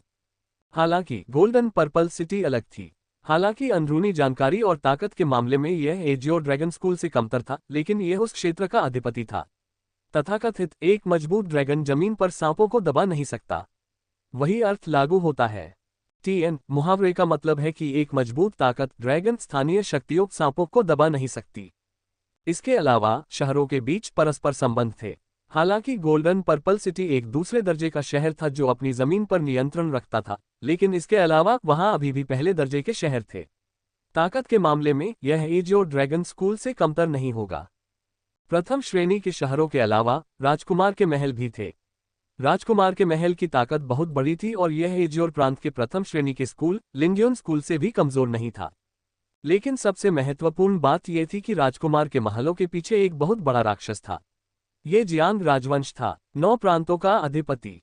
इसका मतलब ये भी था कि हालांकि जियांग राजवंश ने विभिन्न शक्तियों के विकास को प्रतिबंधित नहीं किया था और न ही उसने सीधे 9 प्रांतों के क्षेत्रों की निगरानी की थी, वास्तव में शाही दरबार ने पहले से ही 9 प्रांतों में एक पूर्ण प्रबंधन प्रणाली स्थापित की थी। 9 प्रांतों में सब कुछ जियांग राजवंश के हाथों में था। इससे ऐसी स्थिति भी पैदा हुई कि स्कूल चाहे कितने भी मजबूत हो जाएं, वे सिर्फ एक क्षेत्र में ही ताकतवर थे। शहर चाहे कितने भी कमजोर क्यों न हो, उनके पीछे शाही दरबार समर्थक के रूप में मौजूद था। पब फ्यूचर द्वारा विज्ञापन। स्कूल अन्य स्कूलों पर हमला कर सकते थे, लेकिन उनमें से बहुत कम ही किसी शहर को भड़काने का साहस कर पाते थे, क्योंकि वे ऐसा करने का जोखिम नहीं उठा सकते थे। इसलिए यही कारण था कि गोल्डन पर्पल सिटी के अधिकार क्षेत्र के भीतर कई परिवारों के लिए गोल्डन पर्पल सिटी का नाम एजियो ड्रैगन स्कूल से भी ज्यादा डरावना था। गोल्डन पर्पल कमांडिंग बैच की निरोधक क्षमता एजियो ड्रैगन बैनर से कहीं ज्यादा थी। तुम गोल्डन पर्पल कमांडिंग बैच देखने के बाद भी घुटने क्यों नहीं टेक रहे हो? उनके डरे हुए हाव भाव देखकर मैनेजर लिन उन पर भड़क गया। उसने भीड़ की ओर इशारा किया और जोर से चिल्लाना शुरू कर दिया। जब उनके शब्द निकले तो भीड़ वाकई डर गई और वाकई बहुत से लोग घुटनों के बल बैठ गए। खास तौर पर झाओ और ली परिवार। उन्हें ऐसा लगा जैसे उन्होंने अपने उद्धारकर्ता को देख लिया हो और वे अपना सिर जमीन पर पटकने लगे। उस दृश्य का सामना करते हुए चू फैंग ने अपनी आंखों में सब कुछ डालते हुए थोड़ा भौहें सिकुड़ी। उसे अचानक एक कहावत समझ में आई। वह जानता था कि दीवार के ऊपर की घास हवा के साथ झुक जाती है। इसका क्या मतलब है? क्योंकि उस पल उसके सामने लोगों का एक समूह था जो ऐसे ही थे। आप सभी घुटने क्यों नहीं टेक रहे हैं? क्या आप इस सुनहरे बैंगनी कमांडिंग बैच को अपनी आंखों में न डालने की हिम्मत रखते हैं? क्या आप शहर के स्वामी को अपनी आंखों में न डालने की हिम्मत रखते हैं? यह देखकर कि वहां बहुत से लोग थे जो घुटने नहीं टेक रहे थे, उस मैनेजर लिन ने जोर से चिल्लाया, मैं देखूंगा कि कौन उसके लिए घुटने टेकने की हिम्मत करता है। यह देखकर चू फैंग भी गुस्से से चिल्लाया। चू फैंग की बातें सुनने के बाद जो लोग मूल रूप से घुटने टेकना चाहते थे वे वास्तव में भ्रमित हो गए क्योंकि वे दुविधा में पड़ गए। हालांकि गोल्डन बैंगनी शहर बहुत प्रभावशाली था, आखिरकार सम्राट पहाड़ों में बहुत ऊपर था। केवल एक कमांडिंग बैच के साथ इसका उपयोग केवल एक निवारक के रूप में किया जा सकता था। उनके सामने चू फैंग यहाँ सबसे ताकतवर व्यक्ति था। अगर वे चू फैंग को अपने गुस्से से नाराज कर देते तो वह संभवतः उन सभी को मार भी सकता था। चू फैंग, तुम्हारी हिम्मत बहुत बड़ी है। तुम गोल्डन पर्पल सिटी के नियमों के खिलाफ जाने की हिम्मत करते हो। तुम गोल्डन पर्पल कमांडिंग बैच को देखकर न केवल घुटने टेकते हो बल्कि दूसरों को धमकाने की हिम्मत भी करते हो। क्या तुम गोल्डन पर्पल सिटी का विरोध कर रहे हो? क्या तुम जियांग राजवंश का विरोध कर रहे हो? मैनेजर लिन ने चू फैंग की ओर इशारा किया और चिल्लाया। उसके शब्दों में धमकी के अर्थ छिपे थे। तो क्या हुआ अगर मैं विरोध कर रहा हूं? क्या तुम्हें लगता है कि मैं तुम्हें अभी मार डालूंगा? चू फैंग न केवल डर गया बल्कि उसने ठंडे स्वर में चिल्लाकर जवाब भी दिया, फैंगर, पागल मत हो। उसका सुनहरा बैंगनी कमांडिंग बैज असली है। तुम उस पर हमला नहीं कर सकते वरना सुनहरा बैंगनी शहर तुम्हें माफ नहीं करेगा। चू फैंग के मन में हत्या का इरादा देखकर चू युआन डर गया।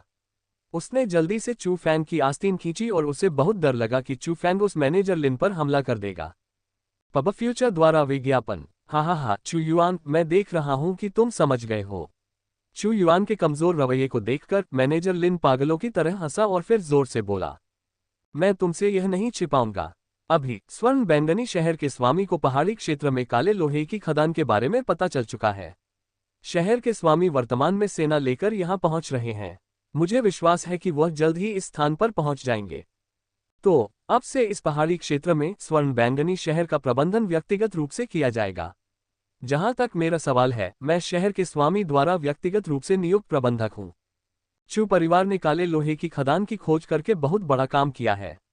इसलिए भविष्य में काले लोहे की खदान से खनन भी चू परिवार द्वारा ही किया जाएगा। हालांकि निकाले गए सभी अयस्कों को गोल्डन पर्पल सिटी को दिया जाना चाहिए। गबन की अनुमति नहीं है, अन्यथा बिना किसी अपवाद के सिर कलम करने की सजा दी जाएगी। मैनेजर लिन के शब्दों ने सब कुछ स्पष्ट कर दिया। वर्तमान में गोल्डन पर्पल सिटी की सेना तेजी से आगे बढ़ रही थी।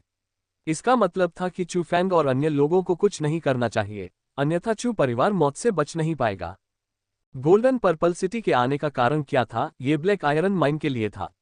गोल्डन पर्पल सिटी को ब्लैक आयरन माइन के बारे में खबर कैसे मिली, ये समझाना मुश्किल नहीं था। इसका जवाब मैनेजर लिन के हाथों में गोल्डन पर्पल कमांडिंग बैज देखकर ही मिल गया। इसमें कोई संदेह नहीं कि यह वही बूढ़ा आदमी होगा जिसने स्वर्ण बैंगनी शहर को ये खबर बताई होगी, और क्योंकि स्वर्ण बैंगनी शहर के स्वामी ने सोचा कि उसने ये रहस्य बताकर कोई सेवा की है, इसलिए उसने इनाम रखा। स्वर्ण बैंगनी कमांडिंग बैज और मैनेजर का पद इसका सबूत था। ये बूढ़ा कमीना। हालांकि चू फैंग का चेहरा नहीं बदला, लेकिन उसकी आस्तीन के भीतर उसकी मुठ्ठियां कसकर बंद थीं। उसने वास्तव में कभी नहीं सोचा होगा कि पहाड़ी क्षेत्र में इतना विश्वासघाती बूढ़ा आदमी होगा। हालांकि गुस्सा होना ही था। चू फैंग अभी भी समझदार था और वह अभी जो कर सकता था वह मैनेजर लिन पर हमला न करना था। उसे बस चुपचाप इंतजार करना था। कोई फैसला लेने से पहले गोल्डन पर्पल सिटी की सेना के आने तक इंतजार करना था। जैसा कि मैनेजर लिन ने कहा था, लीनिंग माउंटेन टाउन से दर्जनों मील बाहर बख्तरबंद, सशस्त्र और संगठित पुरुषों और घोड़ों का एक समूह निकट आ रहा था। सेना के इस बड़े समूह में 1000 तक लोग थे। इसकी ताकत को कम करके नहीं आंका जाना चाहिए था। सबसे कमजोर आत्मा क्षेत्र के 5वें स्तर पर था और घोड़े पर सवार सभी लोग मूल क्षेत्र के विशेषज्ञ थे। नेतृत्व करने वाले के पास असाधारण ताकत थी। यह एक अधेड़ उम्र का बड़ा आदमी था। उसने कवच नहीं पहना था और उसने सिर्फ एक चौड़ा और ढीला लबादा पहना हुआ था। लबादा बैंगनी रंग का था और उस पर ड्रैगन और फीनिक्स सिले हुए थे। सोने से सिला हुआ ये लबादा काफी सुंदर लग रहा था। उसके कपड़े पहनने के अलावा उसका चेहरा भी कम सरल था। उसके शरीर से एक विशेष आभा निकलती थी और उसके आसपास के अन्य लोगों में वह आभा नहीं थी। सबसे महत्वपूर्ण बात उसकी ताकत थी। वह मूल क्षेत्र के 9वें स्तर का विशेषज्ञ था। एक और कदम के साथ वह गहन क्षेत्र में प्रवेश कर सकता था। वह स्वर्ण बैंगनी शहर का स्वामी था, चेन हुई। हाल ही में गोल्डन पर्पल शहर के संसाधनों की कमी थी और चेन हुई श्रद्धांजलि करों के बारे में चिंतित था। हालांकि ठीक उसी समय उसे खबर मिली कि पहाड़ी क्षेत्र में एक काले लोहे की खदान की खोज की गई थी। इससे वह बेहद खुश हो गया। अपनी खुशी के तहत उसने न केवल उस व्यक्ति को गोल्डन पर्पल कमांडिंग बैच प्रदान किया, बल्कि वह व्यक्तिगत रूप से अपने आदमियों को लीनिंग माउंटेन टाउन का एक नज़ारा दिखाने के लिए भी लाया। वर्तमान में वह कोई छोटा सा गाना गुनगुना रहा था और अपने अधीनस्थों से बातें कर रहा था। लेकिन अचानक उसे पता चला कि एक व्यक्ति उनके सामने आ गया है और उसने उनका रास्ता रोक लिया है। पब फ्यूचर द्वारा विज्ञापन संपर्क टॉस साइट मैप दान करें मेनू दिखाओ। उपन्यास ऑनलाइन पूरा पढ़े। उपन्यास बिन उपन्यास मार्शल भगवान असुर अध्याय 98 लोगों पर दबाव डालने के लिए शक्ति का प्रयोग करना। मार्शल भगवान असुर लोगों पर दबाव डालने के लिए शक्ति का प्रयोग करना। Ads by pub future MGA अध्याय 98 लोगों पर दबाव डालने के लिए शक्ति का प्रयोग करना। उस पल चेन हुई और कई अन्य सैनिकों और अधिकारियों की आंखें चमक उठीं। ऐसा इसलिए था क्योंकि जो व्यक्ति सड़क के बीच में खड़ा था और उन्हें रोक रहा था, वह एक सुंदर महिला थी। वह बेहद खूबसूरत थी, इतनी खूबसूरत कि एक नज़र में ही दिल की धड़कनें तेज हो जाती थीं। गोरी त्वचा, प्यारा सुंदर चेहरा और गर्व करने लायक फिगर। वह वाकई एक खूबसूरत महिला थी जिसके लिए सभी पुरुष तरसते थे। हालांकि वह काफी सुंदर थी, लेकिन उसके शरीर से निकलने वाली आभा सरल नहीं थी। खासकर हजारों आदमियों की सेना के सामने अकेले खड़े होने से ही उसकी हिम्मत और सूझबूझ का पता चल गया था, और यह भी पता चला कि उसके इरादे अच्छे नहीं थे। इस महिला, मुझे आश्चर्य है कि आपका नाम क्या है? यहाँ इंतजार करके आपको हमसे क्या काम है? आखिर चेन हुई एक शहर का राजा था। अपने अनुभव से उसे लगा कि उसके सामने खड़ी खूबसूरत महिला की कोई अच्छी मंशा नहीं होगी। इसलिए उसने सीधे सवाल किया, मैं सू रो हूँ, एजियो ड्रैगन स्कूल के आंतरिक प्रांगण का एक बुजुर्ग। यहाँ प्रतीक्षा करके मेरे पास कुछ ऐसा है जिसके लिए मुझे आपकी सहायता की आवश्यकता है। सू रो ने आकर्षक ढंग से मुस्कुराया। मैंने कभी नहीं सोचा था कि आपकी उम्र के साथ आप एजियो ड्रैगन स्कूल के एक बुजुर्ग बन गए हैं। मैं आपकी बहुत प्रशंसा करता हूँ। अगर आपको किसी चीज की जरूरत है तो अपनी बात कहने में कोई बुराई नहीं है। चेन हुई ने मुस्कुराते हुए जवाब दिया, मुझे पता है कि आप लीनिंग माउंटेन टाउन में काले लोहे की खदान की वजह से इस यात्रा पर हैं। हालांकि लीनिंग माउंटेन टाउन में काले लोहे की खदान की खोज चू परिवार ने की थी और वे अभी इसके प्रभारी भी हैं। जहां तक मेरा सवाल है, मेरा उस चू परिवार से कुछ रिश्ता है, इसलिए मुझे उम्मीद है कि आप मुझे कुछ सम्मान दे सकते हैं और काले लोहे की खदान में शामिल नहीं होंगे। सू रो ने भी जवाब देते हुए मुस्कुराया और उसका लहजा भी काफी विनम्र था। उन शब्दों को सुनकर चेन हुई के चेहरे पर कोई बदलाव नहीं आया और वह असामान्य रूप से शांत हो गया। वह बिना किसी जल्दबाजी के मुस्कुराया, लेडी सू रो, आप गलत हैं। चूंकि यह पर्वतीय क्षेत्र मेरे अधिकार क्षेत्र में है, इसलिए पर्वतीय क्षेत्र के लोगों का प्रबंधन मेरे द्वारा किया जाता है। पर्वतीय क्षेत्र की चीजें भी मेरे द्वारा प्रबंधित की जाती हैं। काले लोहे की खदान एक बहुत बड़ी संपत्ति है और मैं इसे किसी और को नहीं लेने दे सकता। हम बिल्कुल अजनबी हैं, इसलिए मुझे आपको कोई सम्मान देने की जरूरत नहीं है। यह मेरे गोल्डन पर्पल शहर का मामला है। आपको तो छोड़िए, अगर एजियो ड्रैगन स्कूल का मुखिया भी आ जाए तो उसे दखल देने का कोई अधिकार नहीं है। आपका लहजा बहुत बढ़िया है।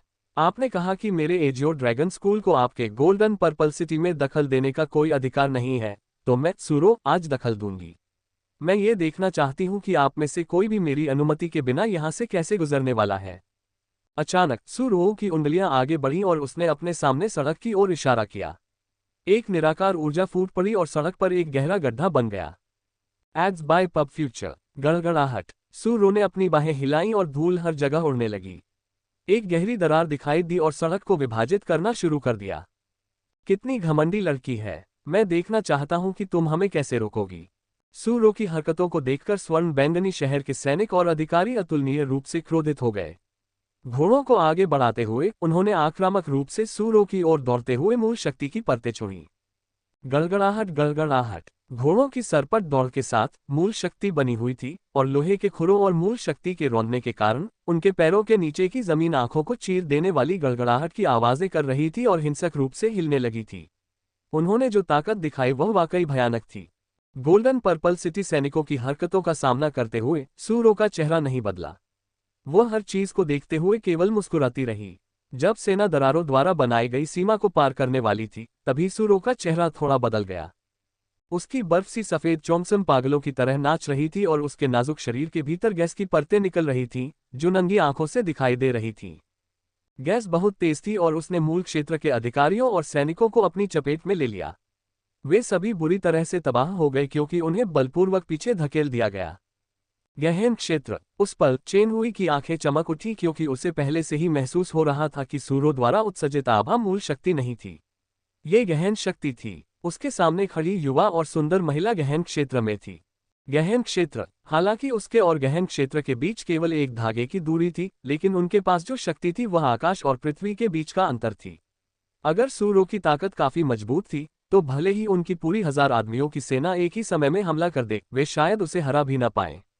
ये गहन क्षेत्र की ताकत थी। एक बार एक व्यक्ति था जो गहन क्षेत्र के शिखर पर था और उस व्यक्ति ने अकेले ही एक पूरे दूसरे दर्जे के स्कूल को खत्म कर दिया। ये जानना कि दूसरे दर्जे के स्कूलों में न केवल कई लाख शिष्य होते हैं, बल्कि उनके पास गहन क्षेत्र के विशेषज्ञ भी होते हैं जो स्कूल की निगरानी करते हैं। हालांकि उस व्यक्ति के सामने वे एक बार भी नहीं झेल सकते थे। इसलिए जब चेन हुई को पता चला कि सू रो गहन क्षेत्र की विशेषज्ञ थी, तो उसके शांत चेहरे पर चिंता की एक झलक उभरी और उसने गंभीरता से कहा, एड्स बाय पब फ्यूचर, मैंने कभी नहीं सोचा था कि तुम इतने प्रभावशाली होगे। तुम वाकई हमें रोक सकते हो क्योंकि तुम गहन क्षेत्र में हो। हालांकि एक स्कूल के बड़े होने के नाते आपको स्कूल के नियमों की जानकारी होनी चाहिए। अगर आप इस तरह से हमारा रास्ता रोकेंगे, तो क्या आपको डर नहीं है कि भविष्य में एजियो ड्रैगन स्कूल में परेशानी होगी? मुसीबत। क्या तुम एजियो ड्रैगन स्कूल को अपनी नज़रों में नहीं डाल रहे हो? क्या तुम मुझे अपनी नज़रों में नहीं डाल रहे हो? हालांकि 9 प्रांतों में स्कूलों का एक सामान्य नियम है जो शहरों के साथ हस्तक्षेप करने से मना करता है, इसका मतलब यह नहीं है कि मेरा एजियो ड्रैगन स्कूल आपसे डरता है। मैंने आपसे पहले भी विनम्रता से मदद करने के लिए कहा था, लेकिन न केवल आपने मेरे अच्छे इरादों को नहीं पहचाना, बल्कि आपने मुझे धमकाने के लिए अपने पद का भी इस्तेमाल किया। ठीक है, अब मैं अपना फैसला बदल रहा हूं। मैं तुमसे मदद नहीं मांग रहा हूं, मैं तुम्हें आदेश दे रहा हूं। सू रो धीरे धीरे दरार द्वारा बनाई गई सीमा को पार करके चेन हुई की ओर चला गया। तुम क्या कर रहे हो? अगर तुमने मुझे नुकसान पहुंचाने की हिम्मत की तो तुम एजियो ड्रैगन स्कूल के लिए एक आपदा को जन्म दोगे। तुम उस दोष को लेने में सक्षम नहीं हो। उस पल चेन हुई पूरी तरह से घबरा गया। गहन क्षेत्र में एक व्यक्ति का सामना करते समय उसे कोई आत्मविश्वास नहीं था। क्या तुम्हें लगता है कि तुम मुझसे इस तरह बात करने का दोष अपने ऊपर ले सकते हो? सू रो की मुस्कान बर्फीली हो गई। क्या तुम्हारा क्या मतलब है? सू रो के मजबूत और सख्त माहौल को महसूस करते हुए चेन हुई ने घोड़े से कहा कि वह पीछे की ओर चला जाए। उसने अवचेतन रूप से महसूस किया कि यह अच्छी स्थिति नहीं थी। उसके सामने खड़ी सुंदरता उतनी सरल नहीं थी जितनी वह दिख रही थी, अन्यथा वह ये शब्द नहीं कहती। मैं ये कहना चाहता हूं कि आप मुझसे अपनी स्थिति या पद के बारे में चर्चा करने के लिए कतई योग्य नहीं हैं। सू रो की कलाई घूमी और एक कमांडिंग बैज दिखाई दिया। उस कमांडिंग बैज को देखने के बाद चेन हुई और उसके पीछे खड़े सभी अधिकारियों के हाव भाव काफी बदल गए। उनके चेहरों पर एक अवर्णनीय भय छा गया। फुसफुसाहट। अचानक चेन हुई घोड़े से कूद पड़ा और सू रो के सामने घुटनों के बल बैठ गया। बेमिसाल निराशा के स्वर में उसने विनती की, मुझे नहीं पता था कि दूसरी महिला यहां आएगी। मैंने पहले भी अपराध किया है, इसलिए कृपया उसी के अनुसार सजा दें। उस क्षण, चाहे वे घोड़ों पर सवार अधिकारी हो या पीछे बैठे सैनिक, सभी ने घुटने टेक दिए और सू रो के प्रति अपनी गलतियों को स्वीकार करते हुए क्षमा मांगी। सू रो का कमांडिंग बैज भी एक शहर से आया था और वह शहर एक प्रथम श्रेणी का शहर था। जहां तक सू रो की पहचान का सवाल है, वह वर्मिलियन शहर के स्वामी की 2 बेटियों में से एक थी। लेकिन यह महत्वपूर्ण हिस्सा नहीं था। महत्वपूर्ण हिस्सा यह था कि गोल्डन पर्पल सिटी का प्रबंधन संयोग से वर्मिलियन बर्ड सिटी द्वारा किया जाता था और सू रो चेन हुई की प्रत्यक्ष वरिष्ठ थी। TN सूरो का एक बड़ा भाई है, इसलिए उसे दूसरी महिला की उपाधि दी गई है। Ads by pub future. संपर्क टॉस साइट में दान करें, मेनू दिखाओ। उपन्यास ऑनलाइन पूरा पढ़े। उपन्यास बिन। उपन्यास मार्शल भगवान असुर अध्याय 99 पुरस्कार और दंड। मार्शल भगवान असुर पुरस्कार और दंड। पब फ्यूचर द्वारा विज्ञापन। MGA अध्याय 99 पुरस्कार और दंड। लीनिंग माउंटेन टाउन के मार्शल आर्ट प्रशिक्षण मैदान में पूरी तरह से सन्नाटा था और तनाव चरम सीमा पर पहुंच गया था। दूर से ही सब लोग हवा में उड़ती धूल देख सकते थे। उन्हें युद्ध के घोड़ों की दहाड़ सुनाई दे रही थी। स्वर्ण बैंगनी शहर की सेना आ चुकी थी। जल्दी से मेरे पीछे आओ और शहर के स्वामी का स्वागत करो, मैनेजर लिन ने जोर से चिल्लाया और जल्दी से शहर के प्रवेश द्वार की ओर चल दिया। ऐसा लग रहा था जैसे उसने खुद को पहले से ही पहाड़ी क्षेत्र का प्रबंधक मान लिया हो। ये देखकर प्रशिक्षण मैदान में मौजूद भीड़ ने असम्मानजनक होने की हिम्मत नहीं की और वे जल्दी से उसके पीछे चले गए। यदि उन्हें पहले मैनेजर लिन के प्रति कोई संदेह था, तो गोल्डन पर्पल सिटी की सेना को देखने के बाद उनका संदेह धुएं की तरह गायब हो गया और उन्होंने जो पहले कहा था उस पर पूरी तरह से विश्वास किया। लोगों के बड़े समूह को बाहर निकलते देख, हालांकि चू फैंग ऐसा करने के लिए तैयार नहीं था, लेकिन वह इसके बारे में कुछ नहीं कर सकता था। वह केवल लोगों के प्रवाह का अनुसरण करते हुए शहर के प्रवेश द्वार तक जा सकता था और स्वर्ण बैंगनी शहर के स्वामी का स्वागत कर सकता था। हालांकि उसके दिल में स्वर्ण बैंगनी शहर की कोई कीमत नहीं थी, लेकिन पूर्ण शक्ति प्राप्त करने से पहले उसके पास अस्थायी रूप से झुकने के अलावा कोई विकल्प नहीं था। कम से कम वह बिना किसी कारण के उसे नाराज तो नहीं कर सकता था। चू फैंग, तुम्हारे चू परिवार ने गोल्डन बैंगनी कमांडिंग बैज देखने के बाद भी घुटने नहीं टेके। मैं शहर के स्वामी को इसकी सूचना दूंगा। शहर के प्रवेश द्वार पर पहुंचने के बाद प्रबंधक लिन ने ठंडे स्वर में चू फैंग से यह बात कही। जो चाहो करो। चू फैंग ने उसे एक नज़र देखा और उस छोटे व्यक्ति पर समय बर्बाद करने की जहमत नहीं उठाई जो उसकी सफलता का आनंद ले रहा था। हम बस थोड़ी देर रुको, दर्द तुम्हें भी आएगा। मैनेजर लिन ने भी ठंडी सांस ली और उसके मुंह के कोने पर ठंडी मुस्कान और भी गहरी हो गई। गड़गड़ाहट गड़गड़ाहट। अनगिनत लोगों की निगाहों के सामने गड़गड़ाहट की आवाज और करीब आती गई। बहुत जल्दी उन्हें धूल के बीच सुनहरे बैंगनी शहर की सेना के सिलहूट दिखाई दिए। पब फ्यूचर द्वारा विज्ञापन। बख्तरबंद संगठित स्वर्ण बैंगनी सेना को देखकर लगभग सभी लोग उसकी भव्यता से चकित रह गए। उस समय चू परिवार के साथ संघर्ष करने वाले लोग मन ही मन खुश हो रहे थे। उन्हें लगा कि चू परिवार पर एक और विपत्ति आने वाली है। चू फैंग के अहंकारी व्यवहार और चू फैंग के सामने आने वाली स्थिति के बारे में सोचकर ये बताने की कोई जरूरत नहीं थी कि वे कितने उत्साहित थे। भीड़ की तनावपूर्ण निगाहों के बीच स्वर्ण बैंगनी शहर की सेना चेन हुई के नेतृत्व में शान से लीनिंग माउंटेन टाउन के प्रवेश द्वार पर पहुंची। हम नगर स्वामी को अपना सम्मान अर्पित करते हैं।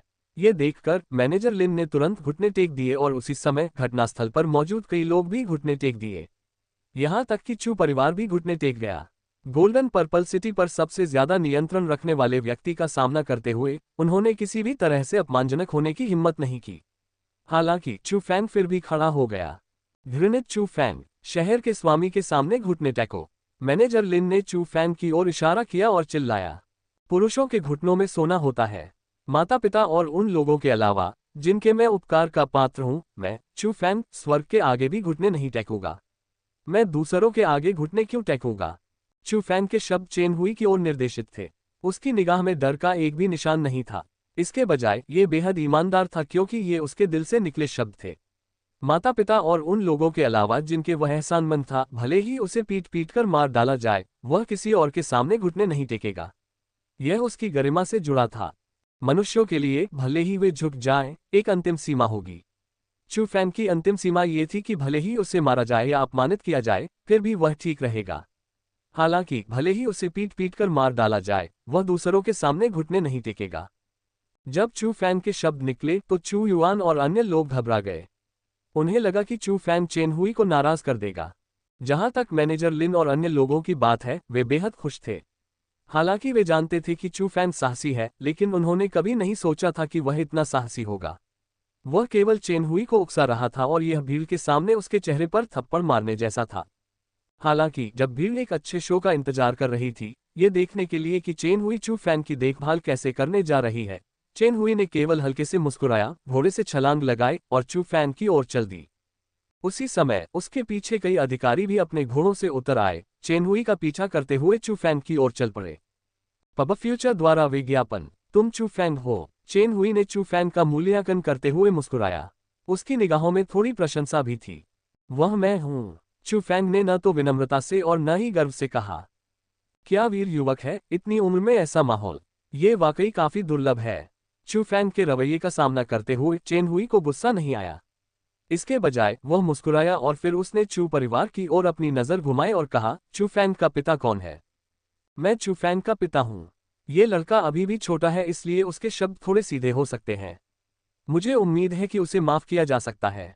चू युआन ने यह भी सोचा कि चेन हुई चू फैंग को नुकसान पहुंचाएगी, इसलिए उसने जल्दी से चू फैंग के लिए विनती की। ऐसा बोलने की कोई जरूरत नहीं है। ऐसा बेटा पाना तुम्हारा सौभाग्य है और यह मेरे स्वर्ण बैंगनी शहर का भी सौभाग्य है। ये व्यक्ति जरूर काफी विकसित होगा। आपके चू परिवार ने काले लोहे की खदान की खोज करके एक अच्छी सेवा की है, इसलिए मैं आपके बेटे चू फैंग को 1000 आध्यात्मिक मोती इनाम देता हूं ताकि उसकी साधना एक कदम और बढ़ सके और वह एजियो ड्रैगन स्कूल में मेरे सुनहरे बैंगनी शहर की महिमा के लिए लड़ सके। जहां तक काले लोहे की खदान का सवाल है, तुम्हारा चू परिवार उन्हें निकालने के लिए जिम्मेदार है। किसी भी निष्कर्षण को मेरे स्वर्ण बैंगनी शहर को सौंपने की आवश्यकता नहीं है। ये सब तुम्हारे चू परिवार का है।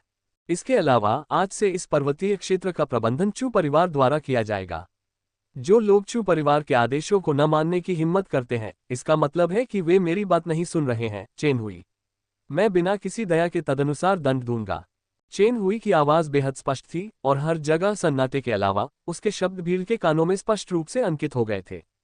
उस पल गोल्डन पर्पल सिटी के लोगों के अलावा लगभग सभी ने अपनी आंखें और मुंह फैलाए और अंतहीन रूप से हैरान थे।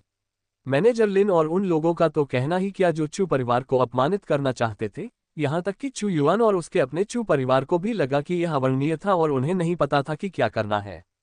यह क्या स्थिति थी? स्वर्ण बैंगनी शहर के स्वामी ने चू फैंग के रवैये के कारण न केवल चू परिवार को दंडित किया, बल्कि उन्होंने चू फैंग को 1000 आध्यात्मिक मोती भी पुरस्कृत किए। 1000 आध्यात्मिक मोती।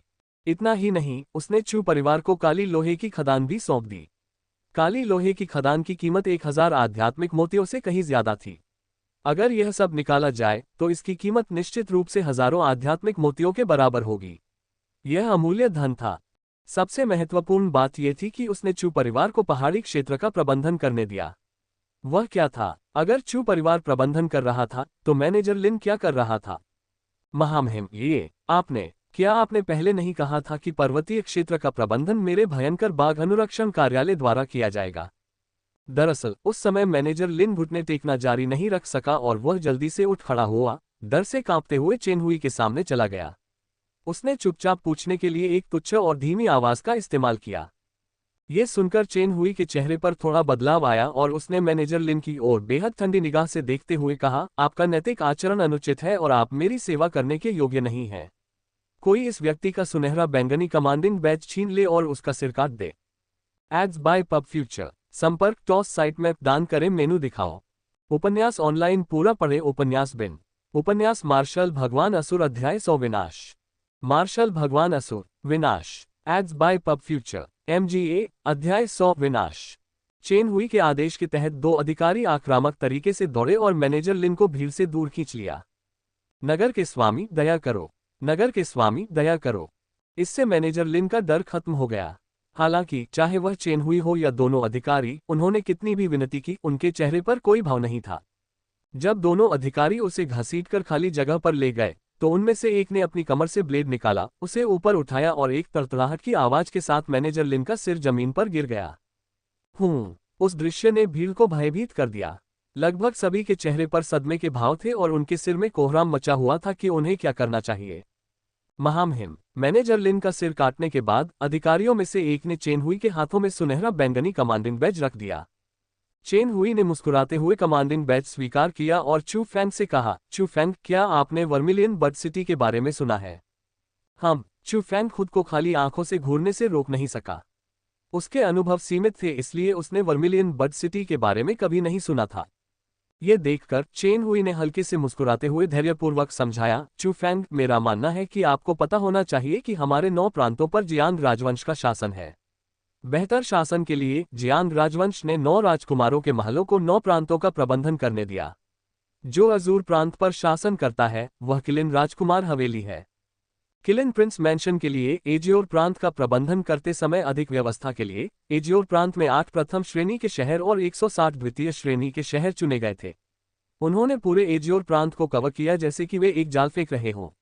शहरों के लिए उनके पास विभिन्न क्षेत्रों पर अधिकार क्षेत्र का अधिकार था। Ads by pub future. मेरा स्वर्ण बैंगनी शहर एक दूसरे दर्जे का शहर है। मेरे स्वर्ण बैंगनी शहर का प्रबंधन करने वाला किलिन प्रिंस मैंशन नहीं है।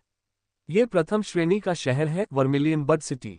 चेन हुई की बातें सुनने के बाद चू फैन को एजियोर प्रांत की विभिन्न शक्तियों के बारे में पूरी तरह से नई समझ मिली। चू फैन को हमेशा लगता था कि जियांग राजवंश 9 प्रांतों का अधिपति था और विभिन्न स्कूलों ने विभिन्न क्षेत्रों पर कब्जा किया हुआ था। उसने ये भी सोचा कि एजियोर प्रांत में लिन्यून स्कूल ने जो कहा वही सब चलता था। हालांकि ऐसा लगता था कि यह स्पष्ट रूप से सच नहीं था। ये कहा जा सकता है कि प्रबंधन प्रणाली वर्गीकरण के कारण जियांग राजवंश की विधियां बहुत सरल थीं। हालांकि यह विभिन्न विद्यालयों के विकास में बाधा नहीं डालता था, लेकिन वास्तव में इसने अभी भी 9 प्रांतों को अपने हाथों में कसकर पकड़ रखा था। अगर एजियोर प्रांत को 8 खंडों में विभाजित किया गया तो इस खंड के शहरों में सर्वोच्च पर्यवेक्षक वर्मिलियन बड सिटी होगा। 10 दिनों में वर्मिलियन बड सिटी एक नई उत्कृष्टता सभा का आयोजन करेगी। ये तथाकथित नई उत्कृष्टता सभा युवा पीढ़ी के बीच कौशल की तुलना है। हालांकि इसमें आयु सीमा तय है और केवल 18 वर्ष से कम आयु के लोग ही इसमें शामिल हो सकते हैं। हालांकि आप अभी भी युवा हैं, फिर भी आपको युवा पीढ़ी के उत्कृष्ट लोगों में से एक माना जा सकता है। इसलिए मैं चाहूंगा कि आप इस वर्ष की नई उत्कृष्टता सभा में शामिल होने के लिए मेरे स्वर्ण बैंगनी शहर का प्रतिनिधित्व करें। चेन हुई ने बोलना जारी रखा। इस सभा में शामिल होने से मुझे क्या लाभ मिलेगा? चू फैंग ने पूछा। अगर आप सिर्फ शामिल होते हैं तो कोई फायदा नहीं होगा। हालांकि अगर आप पहला स्थान प्राप्त कर लेते हैं तो 5000 आध्यात्मिक मोतियों का इनाम मिलेगा। चेन हुई ने समझाया। ठीक है, मैं भी शामिल हो जाऊंगा। चू फैंग ने सिर हिलाया। 5000 आध्यात्मिक मोती उसके लिए बहुत आकर्षक थे। तो फिर ये तय हो गया। मैं तुम्हें गोल्डन पर्पल कमांडिंग बैज दूंगा। इसके साथ तुम मेरे गोल्डन पर्पल शहर में स्वतंत्र रूप से प्रवेश कर सकते हो और बाहर निकल सकते हो। मुझे 5 दिन बाद ढूंढो और मैं तुम्हें वर्मिलियन बड सिटी लाने के लिए लोगों को भेजूंगा। चेन हुई ने चू फैन को स्वर्ण बैंगनी कमांडिंग बैज सौंपने के बाद अपनी 1000 आदमियों की सेना को लेकर वहां से चला गया। जो बचा रह गया वह लोगों का समूह था जो पहले के सदमे से उबर नहीं पाया था। अपने बाएं हाथ में कमांडिंग बैज और दाहिने हाथ की ट्रे में 1000 आध्यात्मिक मोतियों को देखकर चू फैन थोड़ा उदास हो गया। उसे लगा कि कुछ गड़बड़ है, लेकिन उसे इसका कारण नहीं पता चल पाया। Ads by pub future. कुछ देर सोचने के बाद भी जवाब न मिलने पर चू फैंग ने आगे नहीं बढ़ना चाहा। उसने अपने हाथ में कमांडिंग बैज उठाया और भीड़ से कहा, क्या अभी कोई है जो मेरे चू परिवार की आज्ञा मानने से इनकार करता है? हम चू परिवार का अनुसरण करने के लिए तैयार हैं और हम वफादार और समर्पित रहने की शपथ लेते हैं। जैसे ही चू फैंग ने अपनी बात खत्म की, आसपास के सभी लोग घुटनों के बल बैठ गए। एक जोरदार आवाज के साथ उन्होंने कसम खाई। अगर यह कहा जाता है कि उन्होंने चू फैंग के सामने अपनी निष्ठा इसलिए स्वीकार की क्योंकि वे उसकी ताकत से मजबूर थे, तो उस पल उन्हें अपनी निष्ठा स्वीकार करनी पड़ी क्योंकि वे उसकी पृष्ठभूमि से मजबूर थे। गोल्डन पर्पल सिटी के स्वामी के समर्थक होने के कारण वे वास्तव में चू फैंग को अपमानित करने की हिम्मत नहीं कर पाए। बहुत बढ़िया, लेकिन जैसा कि मैंने पहले कहा था, मुझे आज्ञा मानने के लिए तुम्हारे मुंह की जरूरत नहीं है, मुझे तुम्हारे दिलों की जरूरत है। मैं चू फैंग उन लोगों को नहीं छोड़ूंगा जो मेरे आसपास वफादार नहीं हैं। तो जो लोग खुद को मेरे चू परिवार के लिए समर्पित करना चाहते हैं, उन्हें कुछ करना होगा। भयंकर बाघ एस्कॉर्ट कार्यालय, जू, मा, वांग, झाओ और ली परिवार के सभी लोगों को मार डालो। जब चू फैंग के शब्द बाहर आए तो भीड़ को बहुत आश्चर्य हुआ। यहां तक कि चू परिवार के सदस्य भी अंतहीन सदमे में थे। चाहे जो भी हो, उन्होंने कभी नहीं सोचा होगा कि झाओ और ली परिवार को आत्मसमर्पण करने के बाद वह उन सभी को खत्म कर देगा। चीजों को संभालने का ये तरीका निर्दयी कहा जा सकता है। ये कुछ ऐसा था जो कई वयस्क भी नहीं कर सकते थे। हालांकि चू फैंग, जो केवल 15 साल का था, ने ऐसा कहा। उसके बाद ये सदमा कुछ समय तक ही रहा। बहुत जल्दी लोगों ने झाओ परिवार, ली परिवार और भयंकर टाइगर एस्कॉर्ट कार्यालय के लोगों पर हमला करना शुरू कर दिया। अपनी भक्ति दिखाने के लिए उनके पास ऐसा करने के अलावा कोई विकल्प नहीं था। चू फैंग के नेतृत्व में भले ही भयंकर बाघ अनुरक्षण कार्यालय, झाओ परिवार और ली परिवार ने बहुत जल्दी विरोध किया, फिर भी उन्होंने अपनी जान गंवा दी। लीनिंग माउंटेन टाउन में आए उन परिवारों की सभी शक्तियां मार दी गईं। कोई भी जीवित नहीं बचा। यह अंत भी नहीं था। उन लोगों को खत्म करने के बाद चू फैंग ने घटनास्थल पर मौजूद लोगों को इकट्ठा किया और उन्हें समूहों में अलग कर दिया।